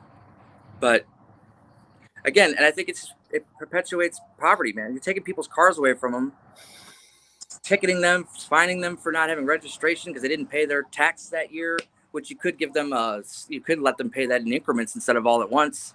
But no, you restrict their license, and then it's just a downward spiral of fees for things that, I mean, I didn't even run a red light. You know what I mean? Like, I missed a court date, $1,500 extra. Like, are you kidding? Like, it's disingenuous to say that traffic enforcement is done in the interest of safety. But we find law enforcement they do a lot of things that are not even supported by academic research and such scientific method. They're just things that they've just created to think like, and again, we support law enforcement. We're talking about a need for reform. We need reform. We want you to be better. We want you to be better. We don't want no cops. We want you to improve. So I want to be clear that anybody watching this isn't getting the wrong idea about what we're saying. Yes, police, but definitely reform. In a society that has the right to bear arms, we're not ready to not have police. I mean, right. Come on, look what happened in Kentucky and Tennessee just in the last couple of weeks. Thank you, those officers. You know what I mean? But let's be honest about how often that really has to happen. Now, well, because of the gun laws, it's happening more than we'd like it to have to happen. But then look at Uvalde, how they responded. We need them, but we need them to do their jobs right, and we need them to be transparent and acknowledge, sheriffs, this is for you, that you are government elected officials, and transparency and account and public records pertain to you, and you can't make everything sue you for you to give up the information that is ours in the first place. Can you type in a name for me or write down a name? You want me to take a name down? Yeah. If you can. As a journalist, I mean, I have a pen, but I don't have a piece. Yeah, give me a moment. I'll email it to you. No, what's the name though? Anyway, I'm just John Lang, Lang. John Lang. John Lang. Okay. Yeah, John Lang of Fresno. You're going to want to look him up. Okay. I think I know. No, he's on my list. I need to interview. I think I know who you're talking. He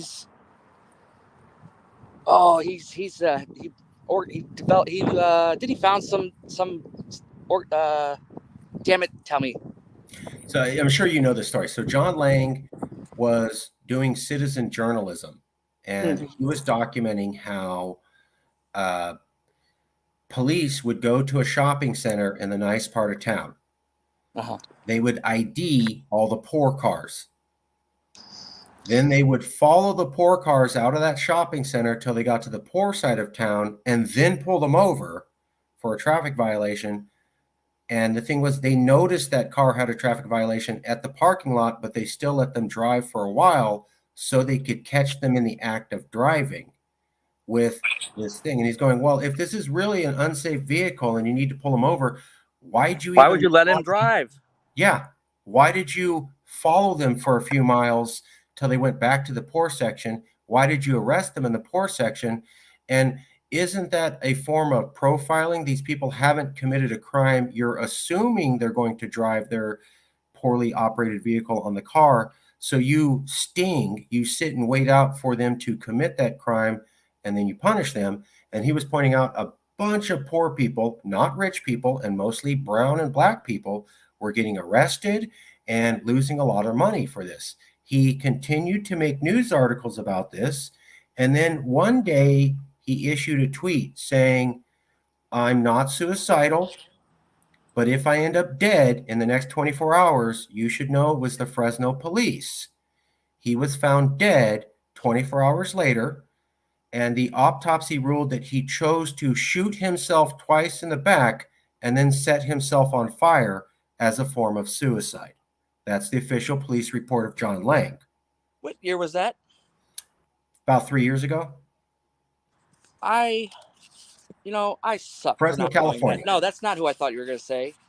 No. And damn it. Nobody covers news in Fresno. If you're not in Fresno, nobody knows. Everybody who's an activist knows about this guy, but everybody who's not an activist doesn't have a clue who he is. That's going in my book. So if you talk to half of Fresno, they have no clue who this guy is. But if you talk to activists and poor people, they all know who he is. And we can't prove it, but it's like, how does a guy commit suicide by shooting himself in the back and lighting himself on fire? They don't even know how to lie properly. Like that is, have not been okay. You just induced another cigarette. Good thing we're almost done here. And he was exposing the Fresno PD right before he died. So where was he publishing his work at? He was a citizen journalist. He couldn't get any mainstream publication. He was doing it on his own site. So he had a WordPress blog, basically. Something like that, yeah. And John Lang of Fresno, California, activist, mysterious death after his profiling of the police. He was not the only one. So if you go back a few years prior, Fresno police made national news because they were waiting outside of bars for drunk people to get into their car. And then let them drive drunk before pulling them over. Yes, and then pull them over, which is another form of what John Lang documented. The Fresno police watching people commit a crime, letting them get on the road, letting them endanger the public, and then pulling them over to arrest them. And those are two events that both happened here in Fresno and both related to the Fresno police. Are they tied together? We don't know. Well, the sheriff's office too, because the coroner, if that coroner is going to rule suicide at the sheriff's office, I mean, that's another fucking problem. Sorry to curse. Yeah. Margaret Mims is the sheriff, and she is not. Poor people don't have a big opinion of her. I'm shocked. When Trump was here, we have a lot of Latinos here, a lot of farm workers, a lot of undocumented people. She went and took a picture with Trump and said, "We're going to do your hardcore immigration enforcement," and so that kind of ruined the relationship between 50% of the Latino population of Fresno County and the sheriff's department, because she wanted to run for higher office and thought it would be a good idea to take a picture with Trump when 80% of the people in her district hated that man. All true facts. Fresno. The most common interaction that your average citizen has with police is in their car. Without it, most people wouldn't even have to interact with police because most people aren't habitual lawbreakers. Right. So, right. If if we would just minimize the interactions, the unnecessary interactions that the public had with police, particularly poor people and people of minorities, we would be able to start to mend the community law enforcement relationship just in and of itself, and restore some faith in law enforcement and to trust, because they're destroying it by making everybody hate them for pulling them over for nothing.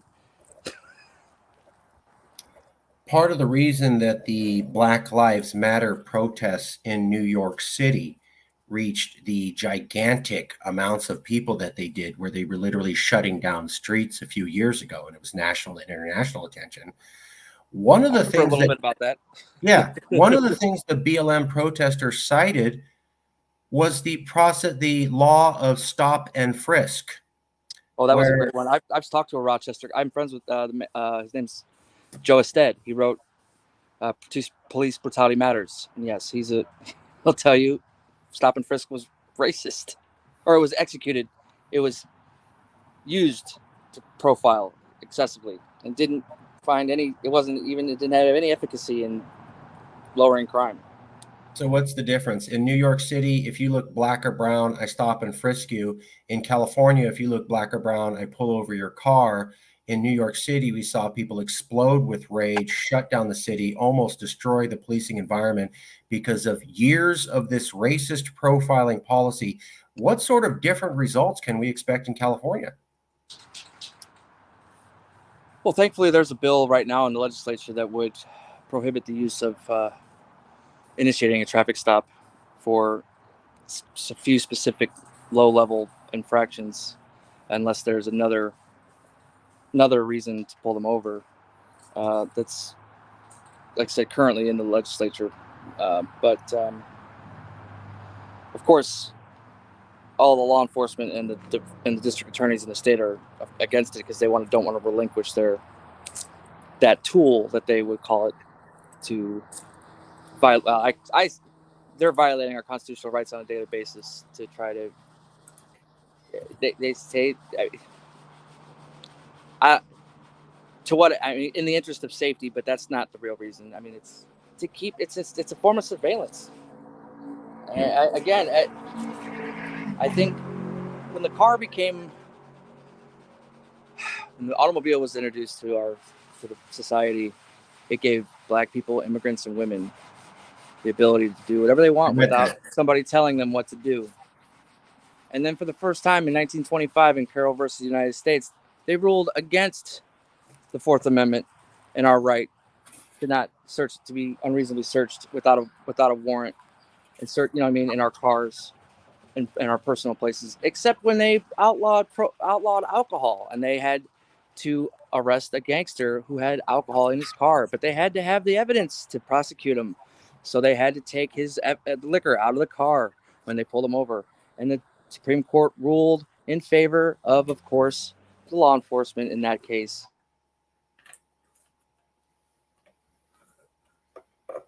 Are you still there? Have only been more and more restricted, and our constitutional Fourth Amendment rights have been even more and more watered down and basically eradicated due to that ruling. Because then you've got Mims, Pennsylvania, you've got Terry stops, that's the Terry, Ohio. There's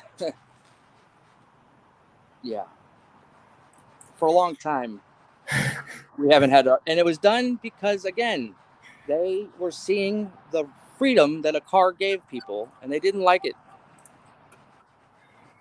That could explain a lot.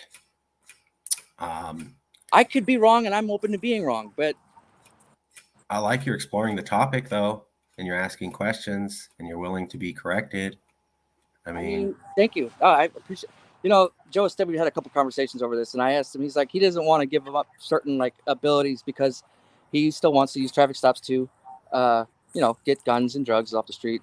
Again, we've already talked about drugs were legal, but guns and murderers, sure, okay. But when he's like, he wasn't on board with it. We disagreed there, which is fine. I expected that.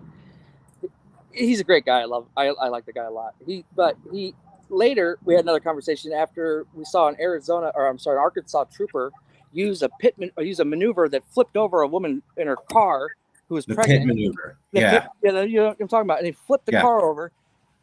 And I'm like, and in that conversation, he's like, okay, well, yeah, if they're not going to use it right, then yeah, they shouldn't have it anymore. He's like, he just conceded. He was like, you know, taking out pregnant women. Come on, bro. If you're not going to use it properly, then yeah, you shouldn't have it. If this guy's some 7-time felon and shot 15 people and was like, cops will never get me, sure, do whatever you want. That just pregnant women. That also reminds me of the BLM protest where they had in Louisiana, and there was this one African-American woman who was dressed like she was going to church, and they had like 7 guys in full riot SWAT gear swarm her and throw her to the ground. It's ridiculous. Was that, I mean, was she really that big a threat? Like one dude could have manhandled her and brought her over to the side. They had 7 guys attack her. And you could see this woman was just terror in her face. And those things just take away from the valiant efforts of other officers like we saw in Memphis. Thank you. I mean, like, does that build respect for the cops when the public sees that, or does that when you attack somebody like a gang, like a mobster, like sure, get them right. I'm talking about women, single moms, pregnant women, people. 8 of you in flak jackets have to go after a frail woman in a dress. Come on. Just one cop could have walked up there, grabbed her by the arm, manhandled her, and pulled her to the side. It took 7 guys. Not that manhandled would have even been necessary. If she probably would have been necessary. It wouldn't. But I'm just saying, like, massive.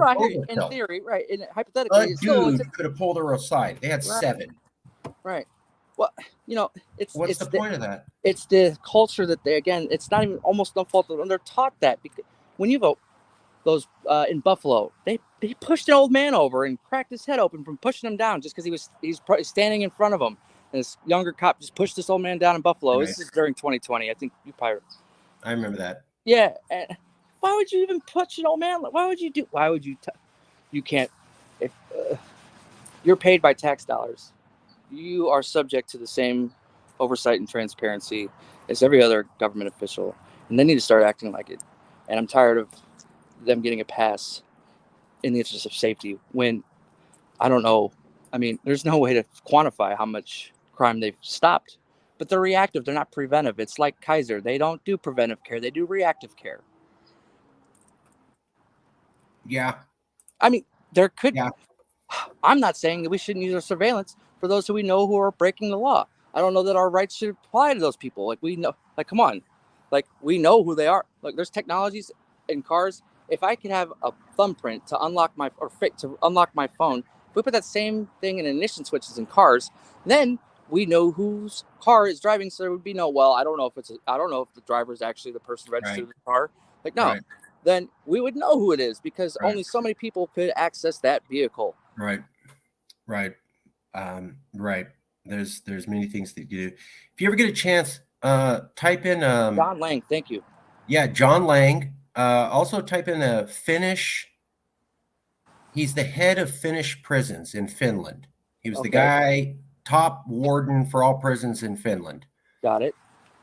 They have like the lowest recidivism rate on earth. What's their prison population? It's small, but it's like the lowest amount of people ever go back. Well, per capita, even though, is it still so low per capita? Yeah, it's ridiculously recidivism rate is amazing, right? Ridiculously stupidly low. So this guy comes to America, and they let him do a tour of American prisons, and he says the entire system here is to train people to be criminals so that they will continuously be caught, so that the whole thing, so you can have this law and order system. That was the Finnish prison guy came out here and he goes, your whole system is just designed to keep people in a revolving door and make more criminals. You mean the international expert on it? He's an internationally recognized expert on prisons, and he came from Finland. And remember that gentleman's name, or just say Finland prison reform expert? I'll find it. I'll take it upon myself to find it myself. Prison expert visits America. That should be enough.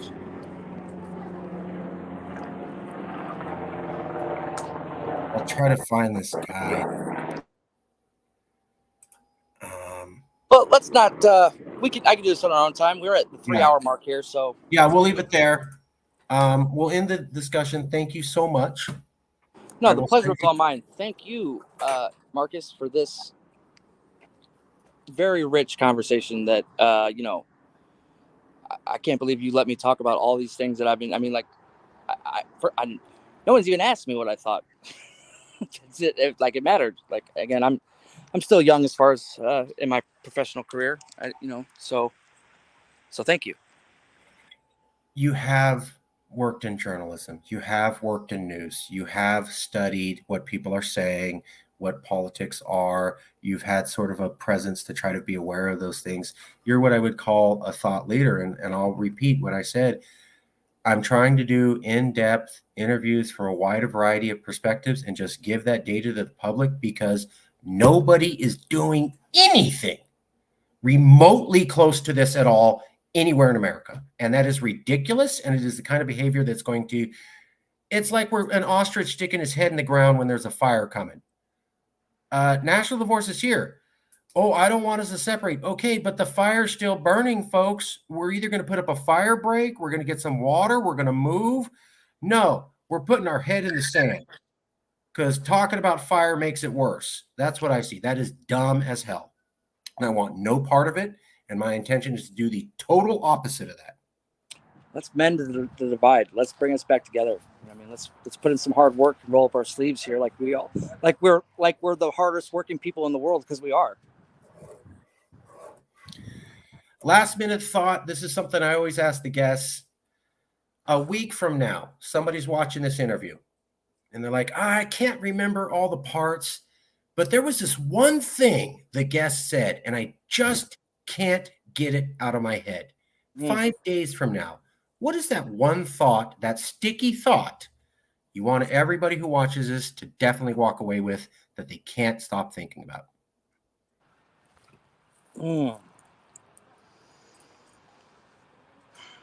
I didn't mean to shut you down. That's supposed to be a fun question. No, but there's so many good ones. Like, you have to. This is normally a fun question for the guests. The president one. President's can't be our therapist, our marriage counselor. Maybe America's not ready to hear that and have that conversation. And who, when will they be? And what's it gonna take to get them ready? Conversations like these and people listening to them, I think. But yeah, I still feel like I think the political divide in this country is absolutely real. And it makes me want to get a hold of Anna and Jake too and ask them what they meant by that. But if you know them, ask them. How come Anna Kasparian said we don't have division, we all basically agree?